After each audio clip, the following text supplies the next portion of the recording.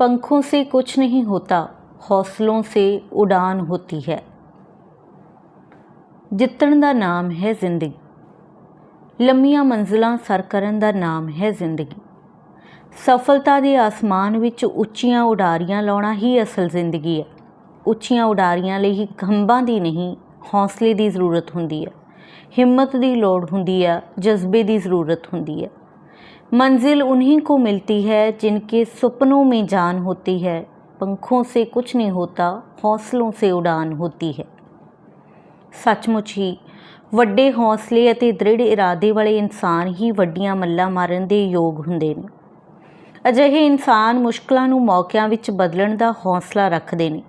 ਅਜਿਹੀ ਹੀ ਇੱਕ ਮਿਸਾਲ ਹੈ ਸ਼ੁਭਰੀਤ ਕੌਰ ਘੁੰਮਣ ਦੀ, ਜਿਸ ਨੂੰ ਅੱਜ ਸਾਰੀ ਦੁਨੀਆ ਵਨ ਲੈਗ ਡਾਂਸਰ ਦੇ ਤੌਰ ਤੇ ਜਾਣਦੀ ਹੈ। ਅਮਰਗੜ੍ਹ ਦੇ ਲਾਗੇ ਝੁੰਦਾ ਪਿੰਡ ਦੀ ਰਹਿਣ ਵਾਲੀ ਸ਼ੁਭਰੀਤ ਨਾਲ ਕੁਦਰਤ ਵੱਲੋਂ ਛੋਟੀ ਉਮਰੇ ਕਈ ਅਣਹੋਣੀਆਂ ਹੋਈਆਂ। ਪਿਓ ਦਾ ਹੱਥ ਸਿਰ ਤੋਂ ਉੱਠ ਗਿਆ, ਮਾਂ ਨੇ ਰੱਬ ਦੇ ਭਾਣੇ ਨੂੰ ਮਿੱਠਾ ਕਰਕੇ ਮੰਨ ਲਿਆ ਤੇ ਬੱਚਿਆਂ ਨੂੰ ਧੀਰਜ ਅਤੇ ਹੌਸਲੇ ਨਾਲ ਪਾਲਣਾ ਸ਼ੁਰੂ ਕੀਤਾ। ਸ਼ੁਭਰੀਤ BSc ਨਰਸਿੰਗ ਦੇ ਪਹਿਲੇ ਸਾਲ ਦੀ ਵਿਦਿਆਰਥਣ ਸੀ ਕਿ ਇੱਕ ਸੜਕ ਦੁਰਘਟਨਾ ਦੀ ਸ਼ਿਕਾਰ ਹੋ ਕੇ ਮੰਜੇ ਤੇ ਪੈ ਗਈ। ਡਾਕਟਰਾਂ ਦੀ ਲਾਪਰਵਾਹੀ ਨਾਲ ਇੱਕ ਲੱਤ ਕੱਟਣੀ ਪਈ। ਡਾਂਸ ਦੀ ਸ਼ੌਕੀਨ ਸ਼ੁਭਰੀਤ ਨੇ ਇਸ ਮੁਸ਼ਕਲ ਘੜੀ ਵਿੱਚ, ਜਦੋਂ ਕਿ ਵੱਡੇ ਡੋਲ ਜਾਂਦੇ ਨੇ, ਨਾ ਸਿਰਫ ਜ਼ਿੰਦਗੀ ਜਿਉਣ ਦਾ ਫੈਸਲਾ ਕੀਤਾ, ਸਗੋਂ ਇੱਕ ਲੱਤ ਨਾਲ ਦੁਨੀਆ ਜਿੱਤਣ ਦਾ ਸੁਪਨਾ ਵੀ ਸਿਰਜ ਲਿਆ। ਇਸ ਗੱਲ ਦੀ ਪ੍ਰੇਰਨਾ ਉਸ ਨੂੰ ਵਿਨੋਦ ਠਾਕੁਰ ਤੋਂ ਮਿਲੀ, ਜੋ ਬਿਨਾਂ ਲੱਤਾਂ ਤੋਂ ਸਿਰਫ ਬਾਹਾਂ ਦੇ ਸਹਾਰੇ ਡਾਂਸ ਕਰਕੇ ਭਾਰਤ ਦੇ ਹਰਮਨ ਪਿਆਰੇ TV ਪ੍ਰੋਗਰਾਮ ਨੱਚ ਬੱਲੀਏ ਰਾਹੀਂ ਸਾਰੀ ਦੁਨੀਆ ਵਿੱਚ ਪ੍ਰਸਿੱਧੀ ਖੱਟ ਚੁੱਕਾ ਹੈ। ਸ਼ੁਭਰੀਤ ਨੇ ਵੀ ਇਸੇ ਤਰ੍ਹਾਂ ਦੇ ਪ੍ਰੋਗਰਾਮ ਰਾਹੀਂ ਆਪਣੀ ਕਲਾ ਦਾ ਲੋਹਾ ਮਨਵਾਇਆ। ਇੱਕ ਲੱਤ ਨਾਲ ਆਈਟਮ ਸੌਂਗ ਤੇ ਡਾਂਸ ਕਰਨਾ ਖਾਲਾ ਜੀ ਦਾ ਵਾੜਾ ਨਹੀਂ, ਪਰ ਸ਼ੁਭਰੀਤ ਨੇ ਇਹ ਕਮਾਲ ਕਰ ਦਿਖਾਇਆ। 27 ਸਾਲਾ ਇਸ ਖੂਬਸੂਰਤ ਮੁਟਿਆਰ ਨੇ ਆਪਣੀ ਅਪੰਗਤਾ ਨੂੰ ਵੇਖ ਢੇਰੀ ਢਾਉਣ ਦੀ ਬਜਾਏ ਜ਼ਿੰਦਾ ਦਿਲੀ ਦਾ ਸਬੂਤ ਦੇ ਕੇ ਨਾ ਸਿਰਫ ਆਪਣੇ ਪਰਿਵਾਰ ਦਾ, ਸਗੋਂ ਆਪਣੇ ਪਿੰਡ, ਰਾਜ ਅਤੇ ਦੇਸ਼ ਕੌਮ ਦਾ ਨਾਮ ਰੌਸ਼ਨ ਕੀਤਾ ਹੈ। ਕਿੱਤੇ ਵਜੋਂ ਮੇਕਅਪ ਆਰਟਿਸਟ ਸ਼ੁਭਰੀਤ ਘੁੰਮਣ ਜ਼ਿੰਦਗੀ ਵਿੱਚ ਹੋਰ ਅੱਗੇ ਵਧਣਾ ਚਾਹੁੰਦੀ ਹੈ ਅਤੇ ਆਪਣੇ ਵਰਗਿਆਂ ਲਈ ਇੱਕ ਡਾਂਸ ਸਕੂਲ ਖੋਲ੍ਹਣਾ ਚਾਹੁੰਦੀ ਹੈ। ਕਾਮਯਾਬੀ ਪ੍ਰਾਪਤ ਕਰਨ ਦੀ ਪ੍ਰੇਰਨਾ ਕਦੋਂ ਮਿਲਦੀ ਹੈ? ਉਦੋਂ ਮਿਲਦੀ ਹੈ ਜਦੋਂ ਸਾਡਾ ਕੋਈ ਉਦੇਸ਼ ਹੋਵੇ, ਮੰਜ਼ਿਲ ਹੋਵੇ, ਟੀਚਾ ਹੋਵੇ। ਜੀਵਨ ਉਦੇਸ਼ ਨੂੰ ਹਾਸਲ ਕਰਨ ਦੀ ਇੱਛਾ ਹੋਵੇ, ਦ੍ਰਿੜ ਇਰਾਦਾ ਹੋਵੇ। ਜੀਵਨ ਟੀਚੇ ਪ੍ਰਤੀ ਪ੍ਰਤੀਬੱਧਤਾ ਹੋਵੇ, ਵਚਨਬੱਧਤਾ ਹੋਵੇ, ਮਿਹਨਤ ਕਰਨ ਦਾ ਜਜ਼ਬਾ ਹੋਵੇ, ਹਿੰਮਤ ਹੋਵੇ, ਹੌਸਲਾ ਹੋਵੇ। ਅਜਿਹੇ ਜਜ਼ਬੇ ਦੀ ਇੱਕ ਹੋਰ ਉਦਾਹਰਨ ਵਿਸ਼ਵਰੂਪ ਰਾਏ ਚੌਧਰੀ ਦੀ ਹੈ। ਰਾਏ ਚੌਧਰੀ ਨੇ ਬਚਪਨ ਵਿੱਚ ਹੀ ਇੱਕ ਮੰਜ਼ਿਲ ਮਿੱਥ ਲਈ ਸੀ ਕਿ ਉਹ ਗਿਨੀਜ਼ ਬੁੱਕ ਦਾ ਰਿਕਾਰਡ ਹੋਲਡਰ ਬਣੇਗਾ। ਦੂਜੇ ਪਾਸੇ ਕੁਦਰਤ ਨੇ ਵਿਸ਼ਵਰੂਪ ਰਾਏ ਚੌਧਰੀ ਨਾਲ ਜਨਮ ਤੋਂ ਹੀ ਇੱਕ ਮਜ਼ਾਕ ਕੀਤਾ ਕਿ ਉਸ ਦੇ ਦਿਲ ਵਿੱਚ ਜਨਮ ਤੋਂ ਹੀ ਛੋਟਾ ਛੇਦ ਯਾਨੀ ਮੋਰੀ ਸੀ, ਜਿਸ ਲਈ 4 ਸਾਲ ਦੀ ਉਮਰ ਵਿੱਚ ਆਪਰੇਸ਼ਨ ਕਰਨਾ ਪਿਆ ਸੀ। ਰਾਏ ਚੌਧਰੀ ਦੇ ਮਾਪਿਆਂ ਨੂੰ ਡਾਕਟਰਾਂ ਨੇ ਕਿਹਾ ਕਿ ਇਸ ਤੋਂ ਕੋਈ ਵੀ ਭਾਰੀ ਕੰਮ ਨਾ ਕਰਵਾਇਆ ਜਾਵੇ ਤੇ ਨਾ ਹੀ ਕੋਈ ਜ਼ੋਰ ਵਾਲੀ ਕਸਰਤ ਕਰੇ। ਸੋ ਰਾਏ ਚੌਧਰੀ ਨੂੰ ਸਪੈਸ਼ਲ ਬੱਚਿਆਂ ਵਾਂਗ ਹੀ ਪਾਲਿਆ ਗਿਆ। ਦੂਜੇ ਪਾਸੇ ਉਸ ਦੇ ਮਨ ਵਿੱਚ ਕੁਝ ਕਰ ਗੁਜ਼ਰਨ ਦਾ ਸੁਪਨਾ ਮਚਲ ਰਿਹਾ ਸੀ। ਜਿਉਂ-ਜਿਉਂ ਉਮਰ ਵੱਧ ਰਹੀ ਸੀ, ਉਹ ਸੁਪਨੇ ਨੂੰ ਹਕੀਕਤ ਵਿੱਚ ਬਦਲਣ ਲਈ ਬੇਤਾਬ ਹੋ ਰਿਹਾ ਸੀ। ਇਹਨਾਂ ਹੀ ਦਿਨਾਂ ਵਿੱਚ ਉਸਨੇ ਬਰੂਸਲੀ ਬਾਰੇ ਪੜ੍ਹਿਆ ਤੇ ਉਸ ਤੋਂ ਬੇਹੱਦ ਪ੍ਰੇਰਿਤ ਹੋਇਆ। ਬਰੂਸਲੀ ਨੇ 9 ਜਨਵਰੀ 1970 ਨੂੰ ਇੱਕ ਪੱਤਰ ਲਿਖਿਆ ਸੀ, ਜਿਸ ਨੂੰ a secret letter to myself ਨਾਲ ਯਾਦ ਕੀਤਾ ਜਾਂਦਾ ਹੈ। ਇਸ ਪੱਤਰ ਵਿੱਚ ਬਰੂਸਲੀ ਨੇ ਆਪਣੀਆਂ ਉਹਨਾਂ ਇੱਛਾਵਾਂ ਦਾ ਜ਼ਿਕਰ ਕੀਤਾ ਸੀ ਜਿਨ੍ਹਾਂ ਨੂੰ ਉਹ ਅਗਲੇ 10 ਸਾਲਾਂ ਵਿੱਚ ਪੂਰੀਆਂ ਕਰਨਾ ਚਾਹੁੰਦਾ ਸੀ। ਇੱਕ ਇੱਛਾ ਅਨੁਸਾਰ ਉਸਨੇ ਲਿਖਿਆ ਸੀ ਕਿ 1980 ਤੱਕ ਸਭ ਤੋਂ ਜ਼ਿਆਦਾ ਹਰਮਨ ਪਿਆਰਾ ਅਭਿਨੇਤਾ ਹੋਵੇਗਾ। ਇਸ ਪੱਤਰ ਨੂੰ ਉਹ ਹਮੇਸ਼ਾ ਜੇਬ ਵਿੱਚ ਰੱਖਦਾ ਸੀ ਅਤੇ ਹਰ ਰੋਜ਼ ਇਸ ਨੂੰ ਪੜ੍ਹਦਾ ਅਤੇ ਆਪਣੀ ਇੱਛਾ ਨੂੰ ਕਲਪਨਾ ਵਿੱਚ ਪੂਰੇ ਹੁੰਦੇ ਵੇਖਦਾ। 1973 ਵਿੱਚ ਉਸ ਦੀ film enter the dragon release ਹੋਈ ਤੇ ਉਹ ਪ੍ਰਸਿੱਧੀ ਦੀ ਸਿਖਰ ਤੇ ਪਹੁੰਚ ਗਿਆ। ਉਸ ਦਾ ਨਾਮ ਸਭ ਤੋਂ ਜ਼ਿਆਦਾ ਪੈਸੇ ਕਮਾਉਣ ਵਾਲੇ ਅਭਿਨੇਤਾਵਾਂ ਦੀ ਸੂਚੀ ਵਿੱਚ ਆ ਗਿਆ। ਬਰੂਸਲੀ ਦੀ ਇਸ ਤਕਨੀਕ ਤੋਂ ਵਿਸ਼ਵਰੂਪ ਰਾਏ ਚੌਧਰੀ ਬਹੁਤ ਪ੍ਰਭਾਵਿਤ ਹੋਇਆ ਤੇ ਇਸ ਤੋਂ ਪ੍ਰੇਰਿਤ ਹੋ ਕੇ ਉਸਨੇ ਵਰਲਡ ਰਿਕਾਰਡ ਹੋਲਡਰ ਬਣਨ ਲਈ ਡੰਡ ਕੱਢਣ, ਪੁਸ਼ਅਪ ਲਾਉਣ ਦਾ ਰਾਹ ਚੁਣਿਆ। ਰਾਏ ਚੌਧਰੀ ਦਾ ਕਹਿਣਾ ਸੀ ਕਿ ਉਸ ਨੂੰ ਪਤਾ ਸੀ ਕਿ ਆਤਮ ਵਿਸ਼ਵਾਸ ਨਾਲ ਸਰੀਰ ਦੀ ਬਾਇਓਲੋਜੀ ਵੀ ਬਦਲੀ ਜਾ ਸਕਦੀ ਹੈ। ਉਸਨੇ ਪੁਸ਼ਅਪ ਲਾਉਣ ਦਾ ਅਭਿਆਸ ਸ਼ੁਰੂ ਕੀਤਾ। ਪੂਰੀ ਮਿਹਨਤ ਅਤੇ ਸ਼ਿੱਦਤ ਨਾਲ ਉਹ ਲਗਾਤਾਰ ਅਭਿਆਸ ਕਰਦਾ ਰਿਹਾ। ਉਸਨੇ ਬਰੂਸਲੀ ਵਾਂਗ ਦਿਨ ਵਿੱਚ ਕਈ ਵਾਰ ਇਹ ਸੋਚਣਾ ਸ਼ੁਰੂ ਕੀਤਾ ਕਿ ਉਹ ਗਿਨੀਜ਼ ਬੁੱਕ ਦਾ ਰਿਕਾਰਡ ਹੋਲਡਰ ਬਣ ਗਿਆ ਹੈ। ਕਲਪਨਾ ਵਿੱਚ ਉਹ ਮਿੰਟ ਵਿੱਚ ਸੈਂਕੜੇ ਪੁਸ਼ਅਪ ਲਾ ਦਿੰਦਾ ਸੀ। ਆਖਰ ਉਸਨੇ ਕਲਪਨਾ ਨੂੰ ਹਕੀਕਤ ਵਿੱਚ ਬਦਲਣ ਦਾ ਫੈਸਲਾ ਕੀਤਾ। 7 ਅਪ੍ਰੈਲ 2007 ਵਿੱਚ ਉਸਨੇ ਦਿੱਲੀ ਦੇ ਹੋਟਲ ਲੀ ਮੈਰੀਡਨ ਵਿੱਚ ਲੋਕਾਂ ਅਤੇ ਮੀਡੀਆ ਦੇ ਸਾਹਮਣੇ 1 ਮਿੰਟ ਵਿੱਚ 198 ਪੁਸ਼ਅਪ ਲਾ ਕੇ ਪੁਰਾਣਾ ਰਿਕਾਰਡ ਤੋੜ ਕੇ ਆਪਣਾ ਨਾਮ ਦਰਜ ਕਰਵਾ ਲਿਆ। ਵਿਸ਼ਵਰੂਪ ਰਾਏ ਚੌਧਰੀ ਨੇ ਬੇਮਿਸਾਲ ਇੱਛਾ ਸ਼ਕਤੀ, ਆਤਮ ਵਿਸ਼ਵਾਸ, ਸੰਕਲਪ ਸ਼ਕਤੀ ਅਤੇ ਮਿਹਨਤ ਨਾਲ ਆਪਣੀ ਮਿੱਥੀ ਮੰਜ਼ਿਲ ਨੂੰ ਸਰ ਕਰਕੇ ਇਹ ਦਰਸਾ ਦਿੱਤਾ ਕਿ ਮਨੁੱਖ ਸਰੀਰਕ ਕਮਜ਼ੋਰੀ ਉੱਤੇ ਫਤਿਹ ਪਾਉਣ ਦੀ ਸਮਰੱਥਾ ਰੱਖਦਾ ਹੈ। ਅਜਿਹਾ ਉਦੋਂ ਹੀ ਸੰਭਵ ਹੁੰਦਾ ਹੈ ਜਦੋਂ ਅਸੀਂ ਕੋਈ ਉਦੇਸ਼ ਬਣਾ ਕੇ ਉਸ ਦੀ ਪੂਰਤੀ ਲਈ ਦਿਲ ਜਾਨ ਨਾਲ ਲੱਗ ਜਾਂਦੇ ਹਾਂ। ਮਨ ਦੇ ਨਾਲ ਹੀ ਜਿੱਤ ਹੁੰਦੀ ਹੈ ਅਤੇ ਮਨ ਦੇ ਨਾਲ ਹੀ ਹਾਰ। ਕਿਉਂ ਫਿਰਨਾ ਹਮੇਸ਼ਾ ਜਿੱਤਣ ਲਈ ਖੇਡਿਆ ਜਾਵੇ। ਇਸੇ ਤਰ੍ਹਾਂ ਅਸਾਮ ਦੇ ਰਹਿਣ ਵਾਲੇ ਮਹਾਦੇਵ ਡੇਵਾ ਦੀ ਮਿਸਾਲ ਹੈ। ਆਪਣੀ ਇੱਛਾ ਸ਼ਕਤੀ ਨਾਲ ਉਹ 2002 ਦੇ ਵਿੱਚ ਮਿਸਟਰ ਯੂਨੀਵਰਸਲ ਚੁਣਿਆ ਗਿਆ ਸੀ, ਜਦੋਂ ਕਿ ਉਸ ਤੋਂ ਪਹਿਲਾਂ ਉਸ ਦੀ ਓਪਨ ਹਾਰਟ ਸਰਜਰੀ ਹੋ ਚੁੱਕੀ ਸੀ। ਇੱਕ ਹੋਰ ਉਦਾਹਰਣ ਲਤਾ ਤਾਈ ਦੀ ਵੀ ਲਈ ਜਾ ਸਕਦੀ ਹੈ। 65 ਸਾਲਾਂ ਦੀ ਲਤਾ ਤਾਈ ਪੂਨੇ ਵਿੱਚ ਇੱਕ 3 ਕਿਲੋਮੀਟਰ ਮੈਰਾਥਨ ਦੌੜ ਵਿੱਚ ਦੌੜੀ। ਨੰਗੇ ਪੈਰਾਂ ਵਾਲੀ ਔਰਤ, ਜਿਸ ਦੇ ਸਧਾਰਨ ਜਿਹੀ ਸਾੜੀ ਪਹਿਨੀ ਹੋਈ ਸੀ, ਨੂੰ ਦੇਖ ਕੇ ਸਾਰੇ ਦੰਗ ਰਹਿ ਗਏ ਜਦੋਂ ਉਹ 1000 ਐਥਲੀਟਾਂ ਨੂੰ ਪਿੱਛੇ ਛੱਡਦੀ ਹੋਈ ਪਹਿਲੇ ਸਥਾਨ 'ਤੇ ਆਈ।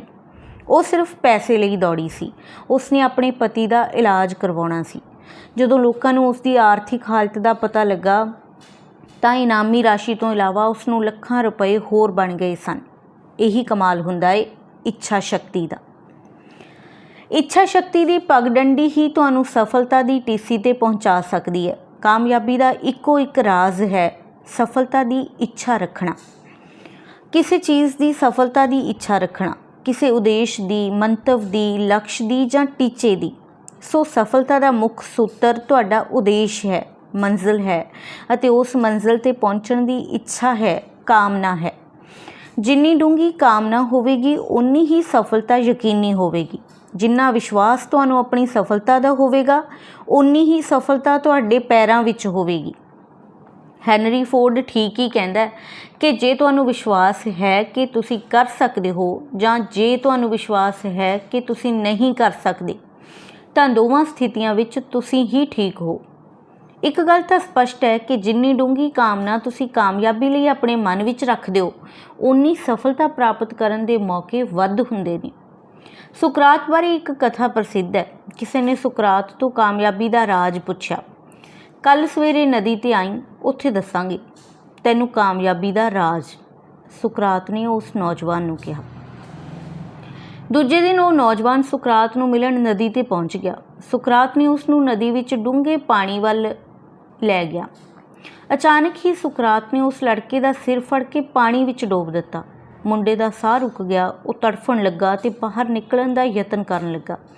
ਜਦੋਂ ਸੁਕਰਾਤ ਨੂੰ ਲੱਗਾ ਕਿ ਹੁਣ ਇਹ ਲੜਕਾ ਕਿਤੇ ਮਾਰੀ ਨਾ ਜਾਵੇ ਤਾਂ ਉਸਨੇ ਉਸ ਮੁੰਡੇ ਨੂੰ ਛੱਡ ਦਿੱਤਾ। ਮੁੰਡਾ ਪਾਣੀ ਤੋਂ ਮੂੰਹ ਬਾਹਰ ਕੱਢ ਕੇ ਡੂੰਘੇ ਡੂੰਘੇ ਸਾਹ ਲਵੇ।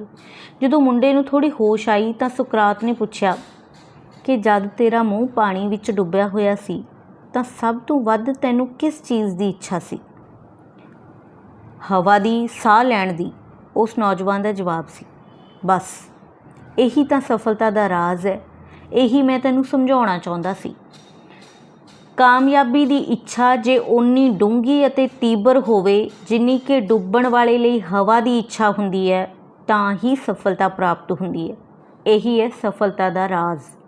ਜਿੰਨੀ ਡੂੰਘੀ ਇੱਛਾ ਓਨੀ ਹੀ ਯਕੀਨੀ ਸਫਲਤਾ, ਸੁਕਰਾਤ ਦਾ ਜਵਾਬ ਸੀ।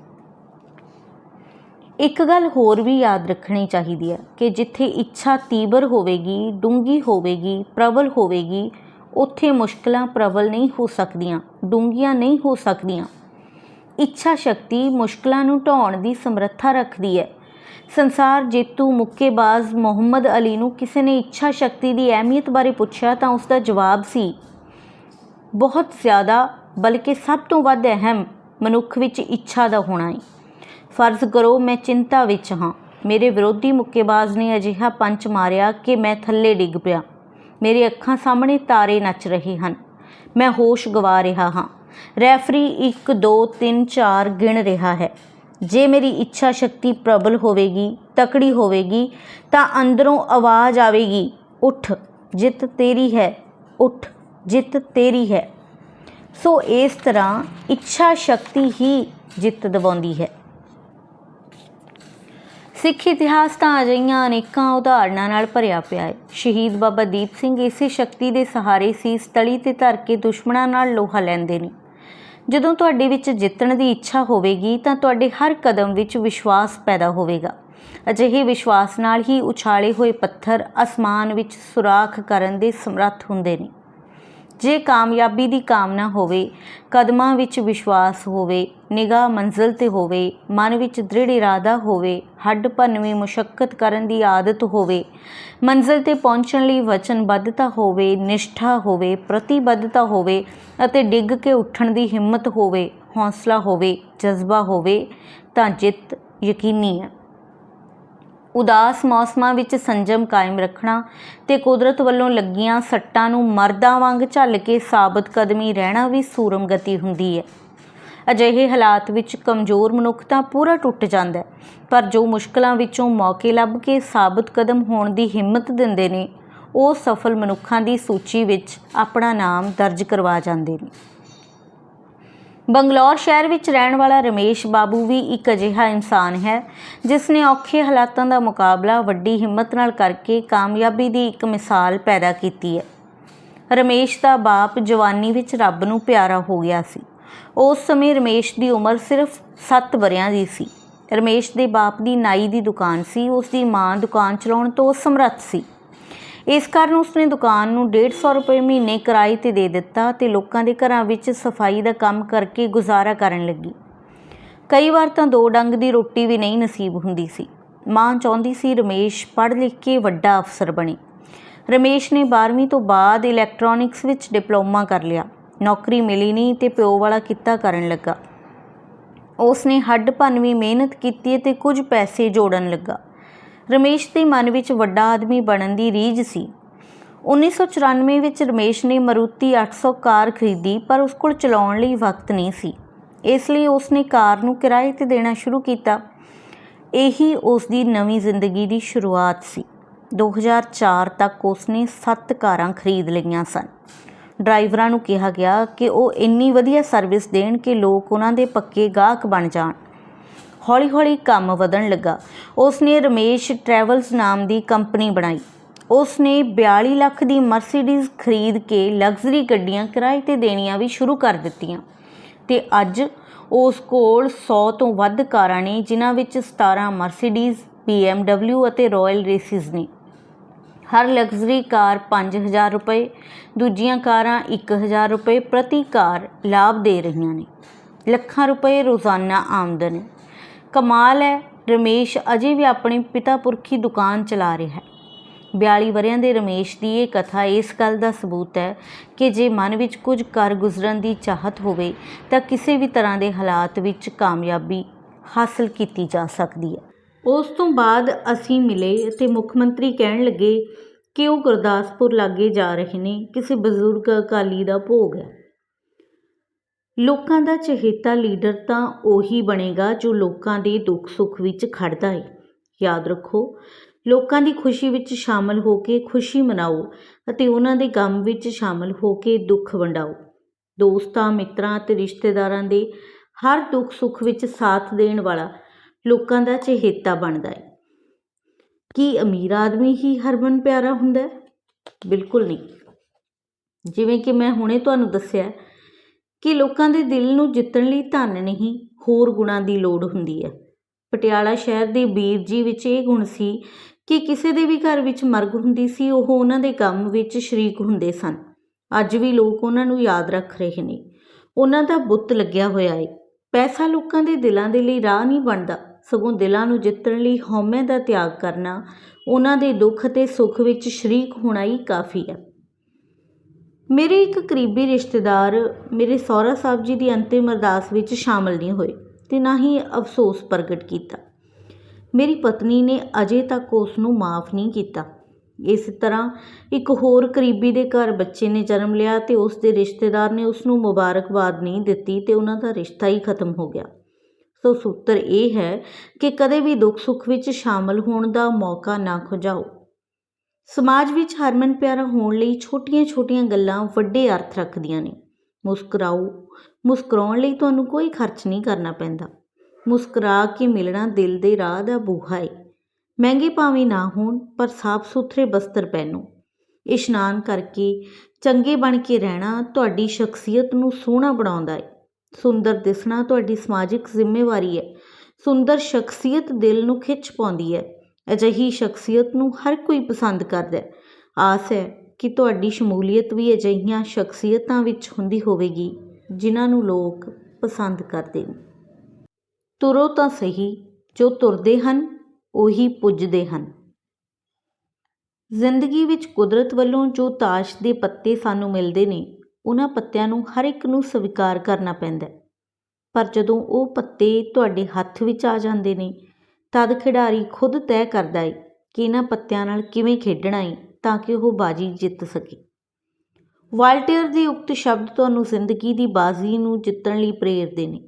ਪ੍ਰੇਰਨਾ ਤੇ ਸਫਲਤਾ ਇੱਕ ਦੂਜੇ ਦੀਆਂ ਪੂਰਕ ਹੁੰਦੀਆਂ ਨੇ। ਜੀਵਨ ਵਿੱਚ ਫੇਲ ਹੋਣ ਵਾਲੇ ਬਹੁਤੇ ਲੋਕ ਉਹ ਨੇ ਜਿਹੜੇ ਹਥਿਆਰ ਸੁੱਟਣ ਤੋਂ ਪਹਿਲਾਂ ਇਹ ਨਹੀਂ ਜਾਣਦੇ ਕਿ ਉਹ ਕਾਮਯਾਬੀ ਦੇ ਕਿੰਨੇ ਕੁ ਨੇੜੇ ਨੇ। ਵਕਤ ਦੇ ਸਫ਼ਿਆਂ 'ਤੇ ਜਿੱਤ ਦੀ ਇਬਾਰਤ ਲਿਖਣ ਵਾਲੇ ਲੋਕ ਹੋਰ ਹੀ ਮਿੱਟੀ ਦੇ ਬਣੇ ਹੁੰਦੇ ਨੇ। ਉਹਨਾਂ ਨੂੰ ਪਤਾ ਹੁੰਦਾ ਹੈ ਕਿ ਨਿਰੰਤਰ ਯਤਨ ਹੀ ਸਫਲਤਾ ਦੀ ਕੁੰਜੀ ਹੈ। ਲਗਾਤਾਰ ਯਤਨ ਕਰਨ ਨਾਲ ਸ਼ਕਤੀ ਦਾ ਇੱਕ ਅਜਿਹਾ ਸੋਮਾ ਫੁੱਟਦਾ ਏ ਜੋ ਤੁਹਾਨੂੰ ਜ਼ਿੰਦਗੀ ਦੀਆਂ ਉੱਚੀਆਂ ਟੀਸੀਆਂ ਸਰ ਕਰਨ ਵਿੱਚ ਸਹਾਈ ਹੁੰਦਾ ਏ। ਸਫਲ ਲੋਕਾਂ ਵਿੱਚ ਇੱਕ ਲੱਛਣ ਹੁੰਦਾ ਹੈ ਕਿ ਉਹ ਸਫਲਤਾ ਮਿਲਣ ਤੱਕ ਦ੍ਰਿੜ ਇਰਾਦੇ ਅਤੇ ਸਵੈ ਪ੍ਰੇਰਨਾ ਨਾਲ ਮੰਜ਼ਿਲ ਪ੍ਰਾਪਤੀ ਵਿੱਚ ਜੁਟੇ ਰਹਿੰਦੇ ਨੇ। ਆਪਣੀ ਮੰਜ਼ਿਲ ਪਾਉਣ ਲਈ ਅਜਿਹੇ ਜਨੂੰਨੀ ਲੋਕ ਦਿਨ ਰਾਤ ਇੱਕ ਕਰ ਦਿੰਦੇ ਨੇ। ਜੀਵਨ ਵਿੱਚ ਸਫਲਤਾ ਲਈ ਇਹ ਸਭ ਤੋਂ ਮਹੱਤਵਪੂਰਨ ਤੱਤ ਹੈ। ਜਨੂੰਨ ਸਭ ਕੁਝ ਸੰਭਵ ਬਣਾ ਦਿੰਦਾ ਹੈ। ਅਜਿਹੇ ਜਨੂੰਨ, ਮਿਹਨਤ, ਹਿੰਮਤ, ਉੱਦਮ, ਸਾਹਸ ਤੇ ਦ੍ਰਿੜ ਇਰਾਦੇ ਸਦਕਾ ਹੀ ਬਿਲ ਬਾਊਰਮੈਨ ਨੇ ਸਫਲ ਵਿਅਕਤੀਆਂ ਦੀ ਸੂਚੀ ਵਿੱਚ ਆਪਣਾ ਨਾਮ ਦਰਜ ਕਰਵਾਇਆ। ਉਹ ਇੱਕ ਹਾਈ ਸਕੂਲ ਵਿੱਚ ਬਾਇਓਲੋਜੀ ਪੜ੍ਹਾਉਂਦਾ ਇੱਕ ਵੱਡਾ ਸੁਪਨਾ ਸਿਰਜ ਬੈਠਿਆ। ਉਹ ਫੁੱਟਬਾਲ ਨੂੰ ਜਨੂੰਨ ਦੀ ਹੱਦ ਤੱਕ ਪਿਆਰ ਕਰਦਾ ਸੀ। ਫੁੱਟਬਾਲ ਖੇਡਦੇ ਖੇਡਦੇ ਉਸ ਦੇ ਮਨ ਵਿੱਚ ਖਿਡਾਰੀਆਂ ਦੀ ਕਾਰਗੁਜ਼ਾਰੀ ਸੁਧਾਰਨ ਦਾ ਖਿਆਲ ਆਇਆ। ਉਸ ਨੇ ਤਜਰਬੇ ਆਰੰਭ ਕਰ ਦਿੱਤੇ। ਉਸ ਨੇ ਖੋਜਿਆ ਕਿ ਜੇਕਰ ਬੂਟਾਂ ਦਾ ਭਾਰ 1 ਔਂਸ ਵੀ ਘਟਾਇਆ ਜਾ ਸਕੇ ਤਾਂ 1 ਮੀਲ ਦੀ ਦੌੜ ਵਿੱਚ ਕੁੱਲ ਦੌੜ ਦਾ ਤਕਰੀਬਨ 200% ਘੱਟ ਜ਼ੋਰ ਲੱਗੇਗਾ। ਯਾਨੀ ਬੂਟਾਂ ਦਾ ਭਾਰ ਘਟਾਉਣ ਨਾਲ ਦੌੜਨ ਵੇਲੇ ਖਿਡਾਰੀ ਦਾ ਜ਼ੋਰ ਵੀ ਘੱਟ ਲੱਗੇਗਾ। ਉਹ ਆਪਣੀ ਖੋਜ ਨੂੰ ਲੈ ਕੇ ਬੂਟ ਕੰਪਨੀਆਂ ਦੇ ਦਰ ਤੱਕ ਖੜਕਾਉਣ ਲੱਗਾ, ਪਰ ਉਸ ਨੂੰ ਕਿਤੋਂ ਵੀ ਹੁੰਗਾਰਾ ਨਹੀਂ ਮਿਲਿਆ। ਉਸ ਨੇ ਬਿਨਾਂ ਥਿੜਕੇ ਆਪਣੀ ਨਜ਼ਰ ਮੰਜ਼ਿਲ 'ਤੇ ਹੀ ਰੱਖੀ।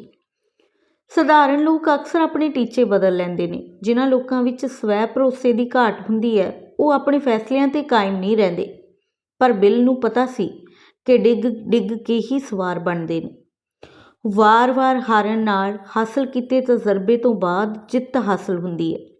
ਬਿਲ ਘੁੰਮਦੀ ਮੱਛੀ ਦੀ ਅੱਖ ਨੂੰ ਵੇਖਦੀ ਅਰਜਣੀ ਇਕਾਗਰਤਾ ਨਾਲ ਆਪਣੇ ਮਿਸ਼ਨ ਵੱਲ ਲੱਗਿਆ ਰਿਹਾ। ਉਸ ਨੇ ਹਲਕੇ ਤਲੇ ਦੀ ਖੋਜ ਕੀਤੀ ਜਿਹੜਾ ਕਿ ਪਹਿਲੇ ਬੂਟਾਂ ਦੇ ਤਲੇ ਦੇ ਮੁਕਾਬਲੇ ਕਿਤੇ ਹਲਕਾ ਸੀ ਅਤੇ ਉਸ ਦੀ ਪਕੜ ਵੀ ਬਿਹਤਰ ਸੀ। ਬਿਲ ਬਾਊਰਮੈਨ ਨੇ ਆਪਣੀ ਨਵੀਂ ਖੋਜ ਨੂੰ ਲੈ ਕੇ ਬੂਟ ਉਤਪਾਦਕਾਂ ਕੋਲ ਗਿਆ, ਪਰ ਕਿਸੇ ਨੇ ਉਸ ਦੀ ਬਾਂਹ ਨਹੀਂ ਫੜੀ। ਪਰ ਉਹ ਹਾਰਨ ਵਾਲੀ ਮਿੱਟੀ ਦਾ ਨਹੀਂ ਬਣਿਆ ਸੀ।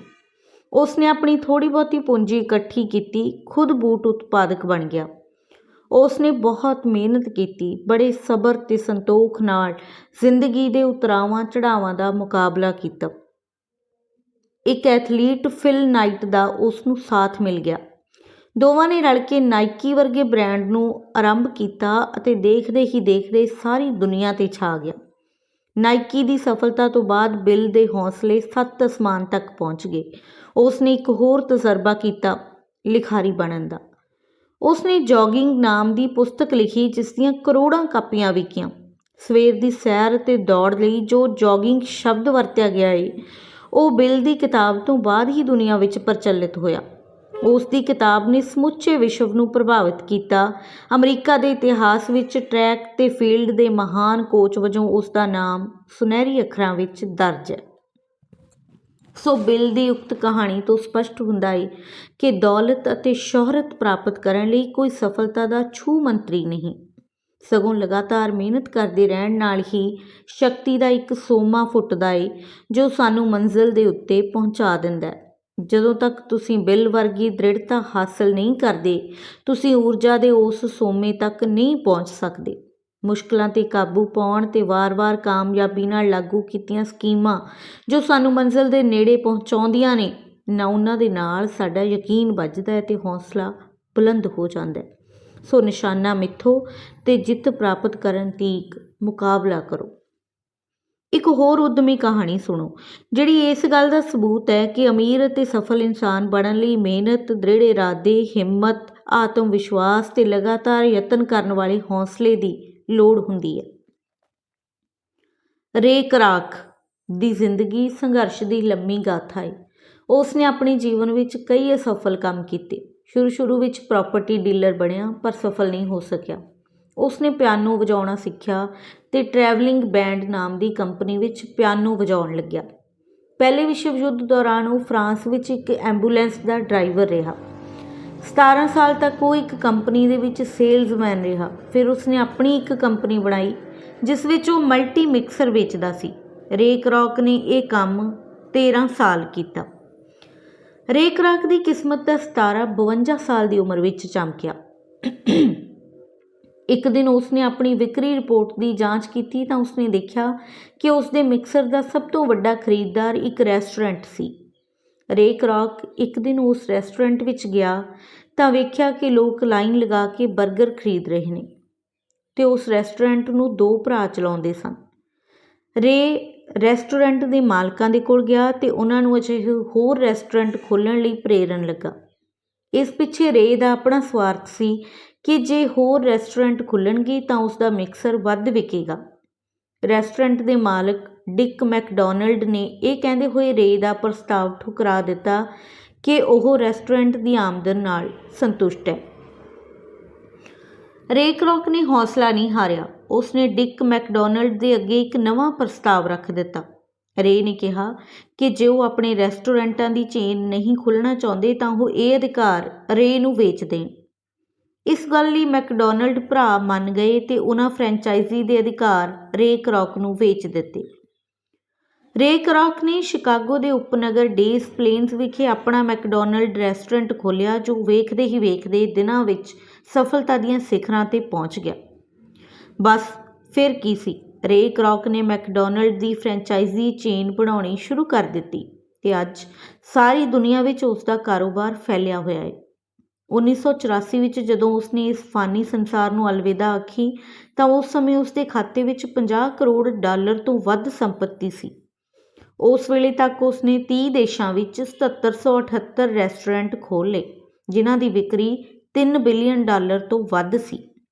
ਅੱਜ ਰੇ ਕਰਾਕ ਦੀ ਮੌਤ ਤੋਂ ਕਿੰਨੇ ਵਰ੍ਹੇ ਬਾਅਦ ਵੀ ਇਹ ਚੇਨ ਲਗਾਤਾਰ ਲੰਬੀ ਹੁੰਦੀ ਜਾ ਰਹੀ। ਰੇ ਕਰਾਕ ਦੀ ਸਫਲਤਾ ਦੀ ਕਹਾਣੀ ਵੀ ਕਈ ਨੁਕਤੇ ਸਪਸ਼ਟ ਕਰਦੀ ਹੈ। ਇਹਨਾਂ ਵਿੱਚੋਂ ਮਹੱਤਵਪੂਰਨ ਨੁਕਤਾ ਹੈ ਕਿ ਸਫਲ ਅਤੇ ਅਮੀਰ ਵਿਅਕਤੀਆਂ ਨੂੰ ਜ਼ੋਖਮ ਉਠਾਉਣ ਦਾ ਮਾਦਾ ਹੁੰਦਾ ਹੈ। ਜੋ ਜ਼ੋਖਮ ਮੈਕਡੋਨਲਡ ਭਰਾ ਨਹੀਂ ਉਠਾ ਸਕੇ ਉਹ ਰੇ ਕਰਾਕ ਨੇ ਉਠਾਇਆ ਅਤੇ ਦੁਨੀਆ ਦੇ ਅਮੀਰ ਆਦਮੀਆਂ ਵਿੱਚ ਸ਼ੁਮਾਰ ਹੋ ਗਿਆ। ਜਿਵੇਂ ਪਹਿਲਾਂ ਵੀ ਤੁਹਾਨੂੰ ਦੱਸਿਆ ਕਿ ਅਮੀਰ ਹੋਣ ਲਈ ਅਮੀਰੀ ਦਾ ਲਕਸ਼ ਚੁਣਨਾ ਬਹੁਤ ਜ਼ਰੂਰੀ ਹੈ। ਅਮੀਰ ਹੋਣ ਦਾ ਟੀਚਾ ਬਣਾਉਣ ਤੋਂ ਬਾਅਦ ਸਭ ਤੋਂ ਮਹੱਤਵਪੂਰਨ ਕੰਮ ਹੈ ਕੰਮ ਦੀ ਚੋਣ ਕਰਨਾ।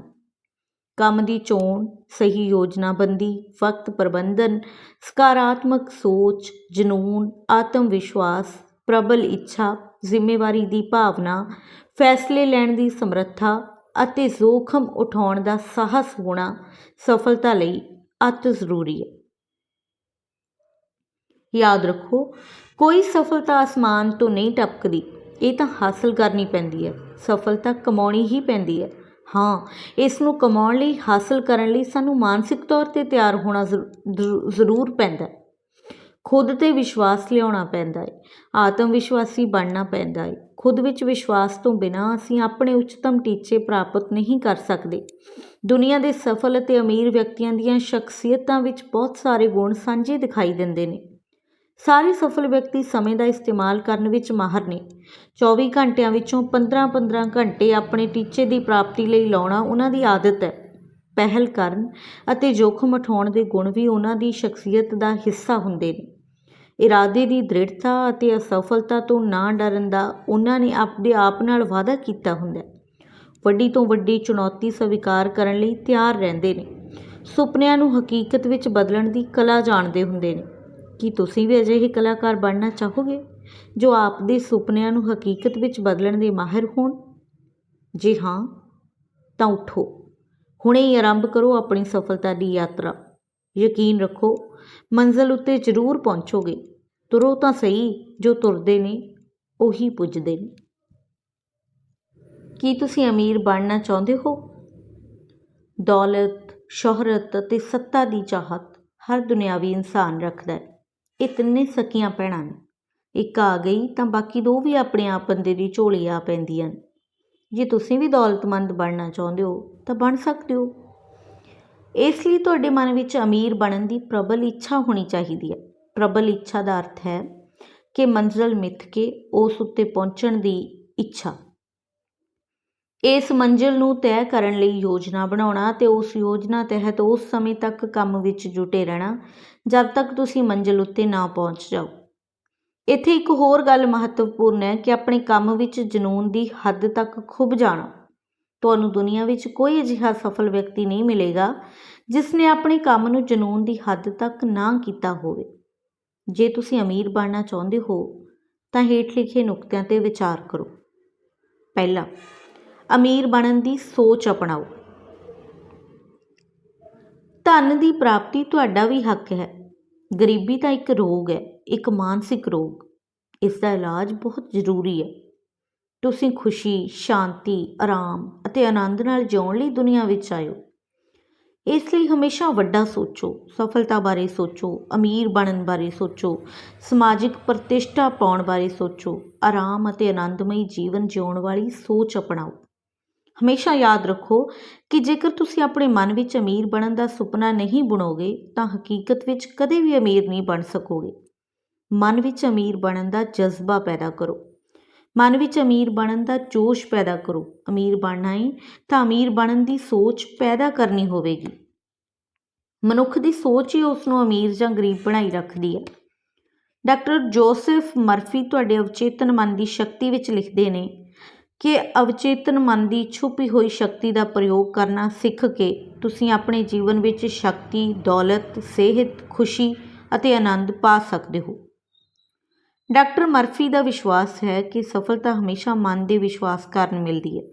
ਅਮੀਰ ਬਣਨ ਲਈ, ਧਨ ਕਮਾਉਣ ਲਈ ਡਾਕਟਰ ਮਰਫੀ ਨੇ ਇੱਕ ਜੁਗਤ ਦੱਸੀ ਹੈ ਜਿਸ ਬਾਰੇ ਉਹਨਾਂ ਦਾ ਕਹਿਣਾ ਹੈ ਕਿ ਹੇਠ ਲਿਖੇ ਵਾਕਾਂ ਨੂੰ ਦਿਨ ਵਿੱਚ ਕਈ ਵਾਰ ਦੁਹਰਾਉਣਾ ਚਾਹੀਦਾ।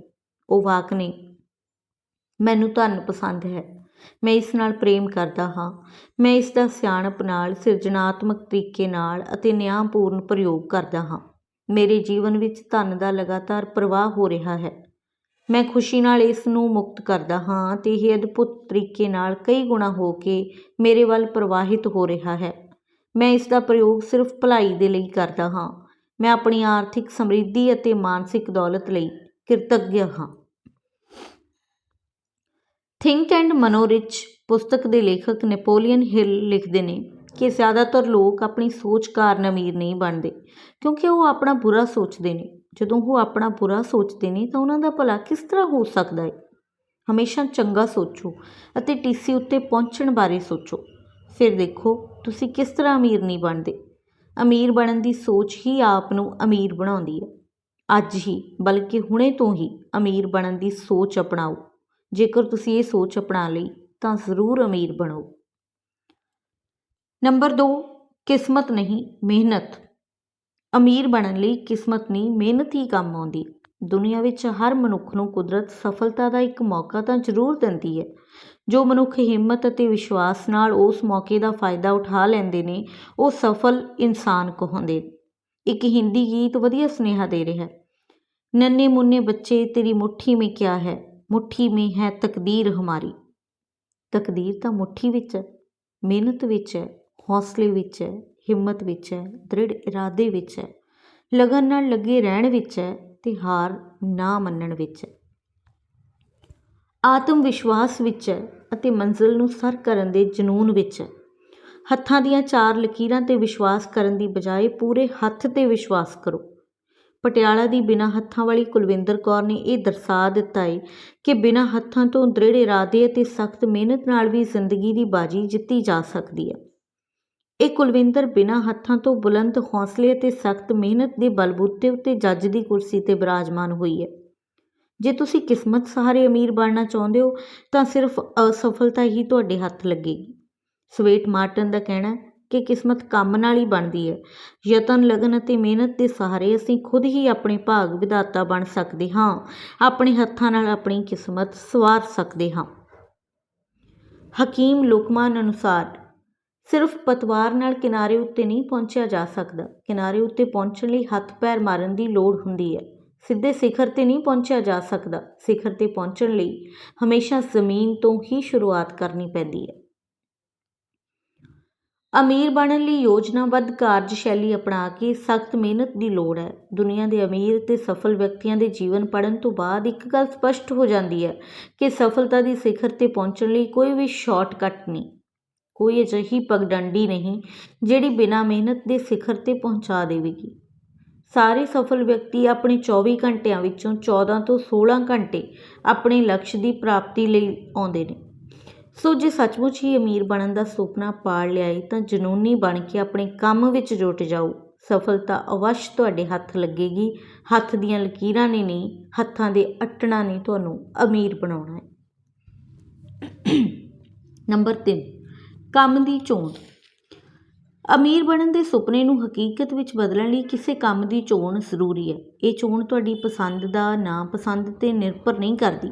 ਕੰਮ ਦੀ ਚੋਣ ਨਿਰਭਰ ਕਰਦੀ ਹੈ ਕਿ ਤੁਹਾਡੇ ਕੋਲ ਕੰਮ ਸ਼ੁਰੂ ਕਰਨ ਲਈ ਸਰਮਾਇਆ ਕਿੰਨਾ ਜਾਂ ਬਿਲਕੁਲ ਨਹੀਂ ਹੈ। ਇਸ ਕੰਮ ਵਿੱਚ ਤਰਕਸ਼ੀਲ ਬੁੱਧੀ ਦਾ ਹੋਣਾ ਜ਼ਰੂਰੀ ਹੈ ਜਾਂ ਬੁੱਧੀ ਤੋਂ ਤਰਕ ਨਾਲ ਕੰਮ ਲੈਣਾ ਜ਼ਰੂਰੀ ਹੈ। ਬਿਨਾਂ ਸੋਚੇ ਸਮਝੇ ਜਾਂ ਕਿਸੇ ਹੋਰ ਦੀ ਰੀਸ ਕਰਕੇ ਕੰਮ ਸ਼ੁਰੂ ਕਰਨ ਤੋਂ ਗੁਰੇਜ਼ ਕਰਨਾ ਚਾਹੀਦਾ।